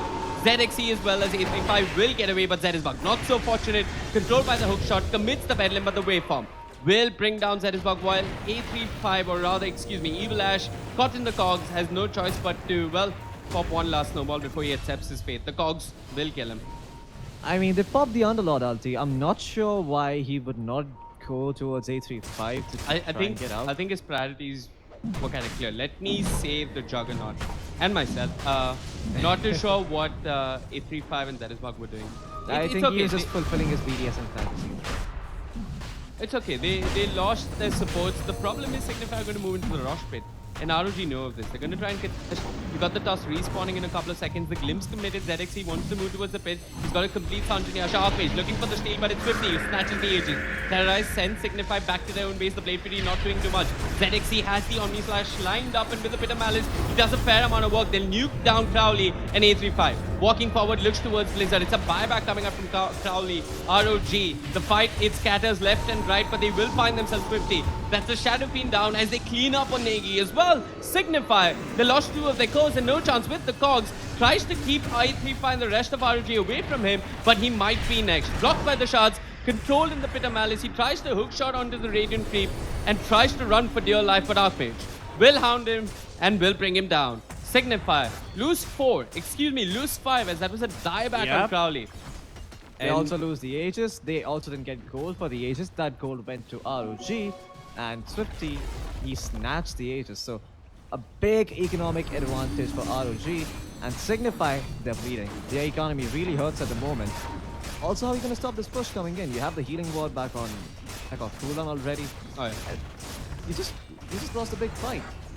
50 has no souls. If they want, they can even try and go high ground, but I think they're going to take it safe and TP out. They're going to TP up top. They're going to push out the side lanes. But... yeah, and you can see Blizzard doesn't even have his Earthblade, so he can't threaten Archmage. And Archmage, if this keeps up... I mean, sorry, A35. A35, not Archmage. There's something in my water today, I guess. A35, if he keeps this up, he's actually going to be unkillable with the Earthblade Adaptive Strike waveform combo because he's just getting so damn tanky. You have a Herd, you have a Crimson. He's just going to survive through all of that. He won't be bought down, so he's going to be split pushing all freely by himself. Yeah. Zerisbog is going to be with his teammates. Evil Ash is going to be with his teammates. And they are able to go around and make plays. This is what the Underlord provides you. Signify that they want to force the fight. They found themselves the Evil Ash. They commit their side. Some of the cogs will push him back. He tries to get away with the snowball. Tries to push himself over the ledge with the shards, but he's going to end up falling. Signify, commit his smoke, find the tusk, and start aggressively pushing out the side lanes. Well, it doesn't look like they're the ones who just lost the team fight. As they're finding themselves with the tier 2 tower, and ROG just got snoozing. Can't really find too much across the map. Archmage is pushing mid, so they're gonna have to address this mid push. Crowley is going in, but does anybody else have a TP on the side of Signify? Does Blizzard have one? Swifty has one in 5 seconds. Blizzard has he's one on cooldown. So he could have actually gone in for the kill, but looks like he doesn't know that. He didn't have that information. Yeah, so. exactly. Not gonna take it away from him. As an Aghanim Scepter queued up, against BKB, that's actually great. Yeah. Also, the fact that you can control the Morphling if he ends up using his waveform is crucial. Absolutely. It's an overall really good item, this game. Although its effectiveness is probably... I mean, it's going to be very linear. It's only going to affect the Shadow Fiend. Morphling has ways of dealing with it. Brewmaster can just ult. Clockwork doesn't really care if he's caught in the hook shot as long as he's caught in the coil. He can still hook shot. Controls the Earth Panda. He controls the Earth Panda, that's for sure. Yep. And ROG, they're actually timing their pushes quite well. You see, it's 25 minutes in. This first siege creep, I don't know, the 5th siege creep has spawned. And with that, they're timing the pushes and taking down these tier 2 towers. So ROG making very calculated moves here. Yep. Playing some good type of Dota. And this is not an ROG that is trying to cheese Signify. This is an ROG that's outplaying killing. Signify. Yeah, Outplaying, yeah. I'm quite happy to see that ROG are actually contesting Signify for the top position. Absolutely. And I mean, this team has found success in recent SCA qualifiers as well. I'm not gonna say major success, but they've beaten some really good teams. They're looking strong. They were looking strong in the joint Dota League as well. They're screaming hard. They want to move it to the next level. I mean, I spoke to Bari a bit, had this long podcast with him, and he said all that A35 just plays 2 games of Dota a day, but he sits in bed, And lies watches down, and replays. watches Dota hardcore. Yeah. If that would make me a good IGL, I don't know. I'd be captaining secret, but A35 is making this format work. Oh yeah, definitely. And A35, I think he realizes that watching replays is a lot more valuable than playing. I mean, sure, playing helps, but he beyond a still certain plays. point, you're just frying your brains. It's much more valuable to watch your own replays, watch your opponent's replays, see how they like to play, and draft against that. Yeah, I mean, I think Indian Dota, its fans and players have known this for a long time. Oh, Blizzard. He's got to be careful. They'll go in with the terrorize, perfectly timed. They'll bring down the Morphling and Floki. You made this bold statement at the beginning of the I did. I certainly did. And boy, am I biting my tongue right now. ROG, they're certainly putting the Dark Willow to use. They're making really good use of the puck as well. You couldn't see that ZXC did reveal himself by going down, but Archmage immediately jumps in, silences the Morphling, prevents any sort of step back, or like prevents any sort of way of running away for the Morphling. And then there's a Terrorize, there's a Coil. Yeah. I don't think the Coil was even used. The Coil is still there, so they don't even use They've got the call, and ROG are going high ground. How does Signify want to get this fight started? There's a Bramble Maze blocking a bit of the playing field. ZXC, he's caught in the side now, but he doesn't mind. The Pit of Malice catches too quick. Wall response, the Omni slashes there as well. 50 pops the Martyr side, but the slashes. He slices, he dices, and he finds the Shadow Fiend. While the Primal Split from Negi isn't doing too much. ZXC's BKB expended, doesn't give a damn, moves towards the tier 3 towers. And ROG, they haven't lost a single member of their squad. The Primal Split is on cooldown in a matter of seconds, and Signify them missing the Static Storm as well. Oh yeah. ROG coming in hot today, and Blizzard, he's back. Well, Blizzard is back. He's trying to morph into the Underlord. Try and use the Firestorm as much as possible. But I think ROG got what they came for. No chance though. Looking to punish. The Terra is coming through. No chance. Well, the Snowball save did buy a little bit of time. They could get the Darkness going. In fact, they're going to turn. They're going to bring down the Clockwork, and Blizzard, caught in the midst of the pit, will morph back into the Underlord. Drops another Firestorm. Negi dropping low, but they've got the glimpse. Signify trying to punish ROG. And well, all they get is Zerisbug. All they get is Old Man Bari, and this time, ROG actually making the Giants bleed. Not only bleed, hell, they're chopping his arms and legs off. Absolutely. Blizzard, I think he bought back for that. No, wait, he didn't buy back for that, but No, hell, that there was a hard buyback. defense. I think Crowley bought back. Okay, Crowley bought back, Wait. and No Chance bought back. No chance bought back. And yeah, I And think Negi bought back, I think. no, but we can take a look at the buyback. So Oh, yeah, the Negi's still buyback got his status is buyback. available, yeah. No chance did buyback, and I think Crowley bought back as well. No. Crowley's buyback is on cooldown for 1 minute, so he bought back a long time ago. Okay.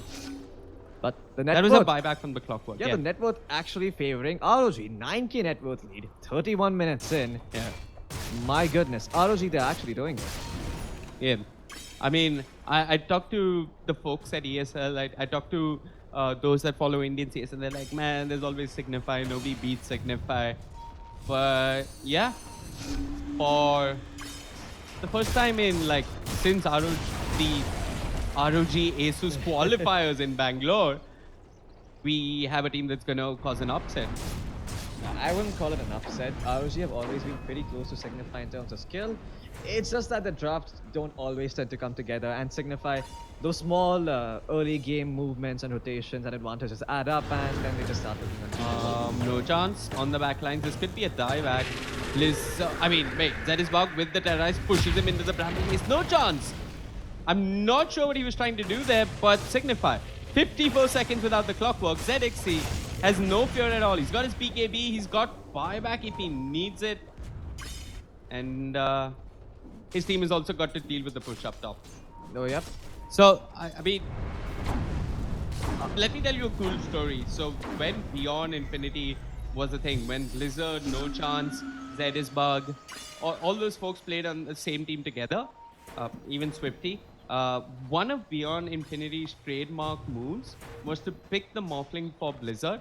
And Blizzard would just rat to his heart's content. Nobody knew how to push like Blizzard back then, and nobody knew how to deal with it. So maybe we'll have to look for something like that from Signify.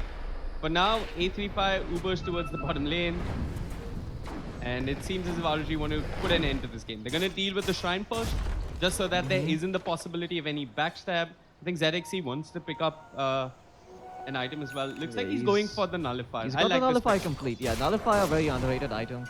I feel not enough people build it in situations that they should. This is going to prevent the SF from getting his VKB off. It's going to prevent Morphling from getting an Edge Blade off. Lots of good stuff. Also, the slow is really helpful. Gives you armor, gives you damage, and Juggernaut has a crit, so he can make really good use of the damage. Look at how I think ROG have read Swifty's movement. They all were moving towards the top lane. Yeah, he has a TP out though, and he should start TPing out soon enough. Yep. Swifty. Standing there for now. Yeah. The thing is, ROG are prepared for the rank. They know that Signify will look to stop ROG from pushing and closing this game out, and they're being patient and cautious. I mean, Swifty barely got to push out the top lane. I think he only pushed through one wave, but that's about it. Oh yeah. Swifty, he's closing in onto his Hurricane Pike. Actually, he doesn't really have a lot of damage, and despite the Manta Style and BKB, these items don't really give you that much damage. Typically, you want something like the Shadow Blade or maybe the SNY. But because Swifty has sort of fallen behind courtesy of all his deaths, he doesn't really have the damage at this point. And ROG, they're actually making really good use of this. Shadow Fiend is one of those heroes that if he falls behind in the damage department, can really just be a liability for your team rather than an asset. And that's what Swifty is starting to become. Yeah. A35. Firestorm no longer works out. Look at this. Signify. I mean, they're scouted a bit, but look at Bug as well as the Buck. They find themselves Blizzard. So even if Signify move towards Roshan, they're moving without the Morphling. Beautiful stuff coming up from Bug as well as Archmage. Just chilling in this bottom lane, waiting with the Terrorize. And now, the ROG Titans have got themselves ages. They're working with the numbers advantage. They might already force the buyback on Blizzard. Things are looking really rough here for Signify. Oh yeah. Well, ROG, they can just march high ground. They have cheese, they have Aegis, nothing stopping them. They can probably force out a buyback from Blizzard, but they don't really care too much. Yep. Yeah, okay, they're going to force the buyback. You know what? Nah. They could go fall back, but no, they're going to keep pushing. No chance. Got in the pit, he's got to be careful. He's got the Glimmer Cape. That's keeping him alive. Evil Ash even has the Sigil just to slow down Swifty just in case. So it seems as if ROG Titans are going to back off. They don't have to back off. They are making the fake back move. I think Puck is only moving to shove the wave out once again. Yep. With this, he's actually going to be able to make Signify choose between defending mid and defending bottom. Yeah. So good move coming out from him. Does Puck have his BOTs? No, he's queued up. He queued it up though. Got the Axe. Yeah, the Axe is a big item. Yeah. Especially against the BKB Swifty, it's going to be painful. Yeah. You break that coil, you're going to be stunned in place for 4.5 seconds. I think one of the players who really stood out for me in this game had to be ZXC. I think he's had a near flawless performance. Yeah. Oh, yeah. 0 deaths. He's been stellar on the Juggernaut. Beautiful stuff coming out from ZXC. All of 19, but really playing some mature and composed Dota here as ROG looking for their second tier 3 tower of the game. Yeah, and Micro is healing ward well. Signify. They might look for the Static Storm. The Terrorize is there, Snowball as well. Evil Ash. Well, he's going in, does try to control the Morphling. They'll bring down Crowley. Ghost Scepter, keeping Blizzard alive from that Omni Slash. Negi tanks up a bit of the Omni Slash as well. The Requiem coming out on the lot, sent up into the air. They're trying to deal with the Brewlings themselves. Quick Hurricane Pike, keeping the distance between ZXC and Archmage. Not too bothered by all the damage coming out from Swifty, just falls back while ZXC. Eyes on the prize, will try to deal with the barracks first. Quick nullifier coming out. They're trying to deal with Negi. The Bitter Malice is there. The Cursed Crown as well. They want this Brewmaster with the Spit Vessel. They should find it. Buyback coming up from Negi as Blizzard. Watch the trends, tries to stay alive. Will use the shotgun combination and bring down ZXC, but ROG. They've got a second life. They've got the Aegis. They've got the Nullifier and the Blade Fury. But Blizzard morphs into the Juggernaut, has the Blade Fury of his own, stays alive, and somehow swiftly manages to bring down the Tusk. Die back on Negi. Oh yeah, Negi died back in the midst of that. But ROG, they got 2 sets of barracks. ZXC gonna get glimpsed back. Yeah, But Signify can't really punish this. Yeah, he has spin TP out. He can just go top, take tier 2 tower, take the shrine, take it easy. Oh yeah. Oh, he has to be careful. That's Blizzard. Just cosplaying. in the midst of the ROG lineup. Yeah. 2 sets of barracks for the side of ROG Titans. 2 lanes of super creeps. They did lose the Aegis, but ZXC will find his next big item. They're all looking for their next big items. Let's take a quick look at all the items so far. Negi hasn't picked up any big item in all honesty. Just let's look at his items. He has a Blink Tiger and a Vlad's. Yeah, that's about 27 minutes in. That's a very poor Brewmaster. I mean, you can see this. He is 7th on the net worth charts, and he's right below Zedisbug. Zedisbug, of all people, is actually has more net worth than the Brewmaster. Like, I don't know what to say. Partially a GPM talent kicking in. Yeah, but it's also Zedisbug. I mean, he's always one killing himself, and somehow ROG have a 23k net worth advantage. Do you know what though? If Signify win this fight, they could look to reset the game altogether. Swiftly just running forward, trying to get vision for the glimpse. They won't find anyone. Yeah, the problem is the tier 2 towers are still standing there for ROG Titans. So even if they lose the team fight away from the base, Signify are gonna have a tough time making objectives out of these kills. Yeah. So ROG still in the driver's seat, waiting for the next Roshan. They will have the refresher shot after this, so they have double coil, double terrorize, whatever they decide to use it on. Either of those ultimates are very, very strong. And I think you go double Omni Slash. The double Omni Slash. Okay. That's what I'd go for. Oh yeah. I mean, if you land one coil, that's good enough. I mean, your Omni Slash will do work. Oh yeah. Although I think the buybacks are going to be available from Signify back then, so you probably want to have some more control when they buy back again, and that's when the second coil could come in. But like you said, 2 Omni Slashes can rip through Signify, and boy, with the level 25 talent, I can only imagine how much damage that XC will output. Oh yeah. He's also got himself the butterfly. 5 Omni Slash strikes. I mean, that could do some serious work for ZXC. RG Titans. I'm actually feeling so pumped for the first time watching Indian Dota. This feeling hasn't come for a long time. Signify ROG usually has been one team stomping over the other. This time, however, it's ROG who have been making those calculated moves and have the net worth advantage. ZXC has picked up his butterfly. Oh, this could be dangerous. He doesn't have buyback. So he's probably going to look to play it safe, farm up for a while. But Signify, you can see, they are so scared to leave their base right now. Not going bot, they have wards up on their own high ground just to see a bit more of Signify. What's interesting is that Blizzard has also started to fall off in terms of network. Oh yeah, Blizzard is actually below the Archmage without the GPM talent up there. ZXC chilling in the side storm, pops his BKB, the terror doesn't come through, but the Omni Slash is there. And with the wall response, he might control Blizzard, but Blizzard still alive with his BKB, will waveform out of the Archmage. Waning Rift will secure the kill on the Negi. They're trying to bring down ZXC, but he's got the Blade Fury, moves towards the tier 3 tower. Archmage has the Yule Scepter, will buy himself time, no chance. Falls onto the side, the old man Zedisbug. The Pit of Malice though does control the puck. The stolen pin coming out from Blizzard. But there's A35 with his own Pit of Malice. And all he's doing is he's trying to focus the barracks. They will finally bring down Zedisbug. Evil Ash, well, he's going forward with the snowball. As a Hex, if I'm not mistaken, he is controlling Swifty, but none of his cores are backing him up because those cores, they're just focusing the barracks here. And they've done what is necessary as Evil Ash manages to get away. ROG have taken up mega creeps. Signify, defense is very hard for you right now. You have virtually no ways to defend this. The only thing you have going for yourself is the waveform attacks targets. I don't know if you went for the talent. That's ambitious. Yeah, that's ambitious to say the least. And the razors, 150 shadow raise damage. That's all they have. I mean, the bonus 150 shadow raise damage, of course. He went for the mob targets, allies. He didn't go. Oh no. Well, this defense is very, very hard to Signify. They're gonna have to buy Mjolnirs and stuff if they want to hold on. Yeah. And Negi's probably got to build into a Radiance. I don't know. I don't know, man. Negi, he's just had so little to do this game.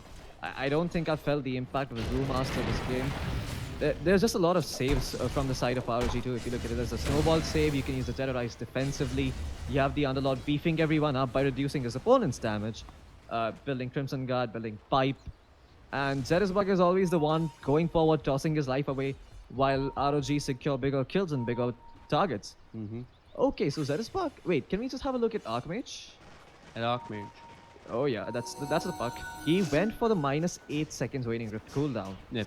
So that's really good against the Morphling. You can blink in multiple times, you can silence the Morphling over a long period of time, and that prevents Morphling from attribute shifting. As a result, the Morphling can't do anything. I mean, you can't attribute shift, you're gonna die. That's how Morphling They've got works. multiple ways of dealing with Blizzard now. Oh, yeah. They've had it for quite some time, but you also got the sheep stick complete on Evil Ash. Yeah, like this is ridiculous. When did Evil Ash complete the sheep stick? I don't know. He's playing out of his mind. Oh yeah, he certainly is. Those snowball saves have been on point. Those shard blocks have been on point. Everything by Evil Ash this game has been so clutch. Oh, yeah. He's been securing his team a lot of kills, and I think what's important to note about this game that ROG have played, and even the game that Signify played so far, it isn't one man single-handedly winning the game for his team. It's been a team effort coming out from ROG. All of them had their moments. ZXC had his moments, Zerisbug had his moments. Archmage, despite having what you called an unwinnable lane, has really found a lot of impact in this let's rephrase that. I didn't say unwinnable lane. I just said he doesn't do much to the mob in the laning phase. Anyway, ZXC is dropping low, 50. He's what? Legs over the Rex Queen, but the Omni Slash is there. 50 will fall. Negi falls as well. Negi falls without getting the primal split off, and ZXC with his BKB looks around, the razors coming through, but he's gonna stay alive. Blizzard pops his own BKB, has the strength adaptive strike, mobs into his allies, Swifty. The Kage Bunshin no Jitsu, not enough for Signify to hold on to that throne as ROG. They're looking for the finish here. Signify. Can two Swifties hold the game? The answer is no. As ROG Titans, I mean, just playing beautifully all around. Every player in that team working together. That is bug early on in the laning phase. Evil Ash just ensuring that as a 4-position task, he kept his farm going, had that Saif advice. In case they got into a sticky situation, they always had the items to deal with the Morphling. I'm gonna go bang my head against the wall. Yep. Have fun, Vivek. Absolutely. This has definitely been one of the most interesting games so far in the ESL India Premiership. My name is Vivek. With me is Floki. You can find us at facebook.com/VivekCasting or facebook.com/FlokiDota. Angela and Wagish, I'm just waiting to hear your thoughts on what has definitely been the best game so far of the summer season.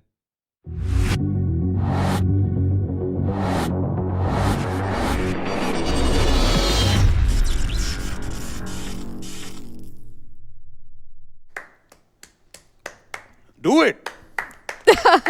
I mean, I'm so happy What about an this amazing game there. Yes. Absolutely fantabulous to see such amazing game. Okay, my hair is becoming like tusks. Kalgi, I don't know what is wrong with my hair. But okay, an amazing game there. Yeah. Both the teams resilient till the last wee stages of the game. And this is what Dota and Masters Yes. League is made up of. First loss for Signify and ROG Titans reigning supreme. I MG. love the way they played. They were just fantastic. First of all, congratulations to the team. I mean, you guys played amazing. How huge props to the players ZXC. He was on the juggernaut from the very beginning of the game till the end. He led that network chart all the way to him. He was above the Shadow Fiend. He was above the Morphling, and he made sure that he stuck there. And I think that is what changed the tides for ROG Titans. From the, it is, sometimes just the carry who makes a big difference. I always talk about how Blizzard is always given that opening in every single game or signifies where he kind of outshines the rest of his team after his 15 minutes. But ZXC today proved that it's not only Blizzard who is going to be in charge of things. He played fantastically well. The second player I want to talk about is Archmage on the puck. His dream coils were on point. Even though he lost his mid lane pretty bad, it was a 38-18 creep CS coming in there from Swifty. But at the end of the day, Puck made sure that he did not really miss out much on the lane. The ganks from ROG Titan on all the players of Signify were on point, whether it be the Brewmaster, whether it be the Disruptor, whether it be the Shadow Fiend, or whether it would be the Morphling. They made sure they had their ganks on mark, and that is what is what everybody in the Masters League kind of forgets, that a team is strong because of a lot of reasons. First of all, the team is strong because of the gameplay. Secondly, they are strong because they have studied their opponents, and that's exactly what ROG Titans did today. They found the weakest points of Signify and made sure that they could build over it. They also took a fantastic fight out of the Roche pit, where they knew Signify is already in taking down Roche. If they steal this Roche, they could change the momentum of the game, and that kind of changed the whole strat for the whole game. I mean, for ROG Titans, and well played to them. I mean, this is the first time Signify has taken a loss, and they've taken loss to ROG Titans, who are a team who are players. And ROG Titans is worthy enough Yes. to incur a loss for Signify. Like, I mean, this was literally like two Titans going against each other Yes. head to head. One of them had to fall. I mean, this is the first time I have seen Blizzard struggle a little bit. This is the first time I've seen him be like, okay, I finished my Lincolns, I picked up my Ghost Scepter, I don't know when I'm going to get my Eagle Song. I'm a little worried because if I push now, they're going to come and gank me, and I cannot really just free farm or just take down a tower. And when we talk about Signify, it's not like they didn't play strategic Dota. They did take down the towers. They tried to make sure that everything was going as planned. But sometimes in Dota, things can just turn the other way. We had Crowley had to buy back so early into the game, and everything plays a very big role. And at the end of the day, ROG is proving with every single match they go up against that they're just getting better and better. So if I had to name an MVP this game, it would definitely be ZXA. Alrighty then. Well, on that note, this ends today's edition of the ESL India Premiership. Ladies and gentlemen, remember to press that bell icon to get notified. Subscribe to the channel so that you don't miss any further notifications when your favorite games are on or when your favorite teams are playing. I'm your host, Vagish Godslebhan, and I'm Zara Angela Gonsalves. And we're back again tomorrow with fresh games of Clash Royale, CS, and Dota. But for tonight, cheers.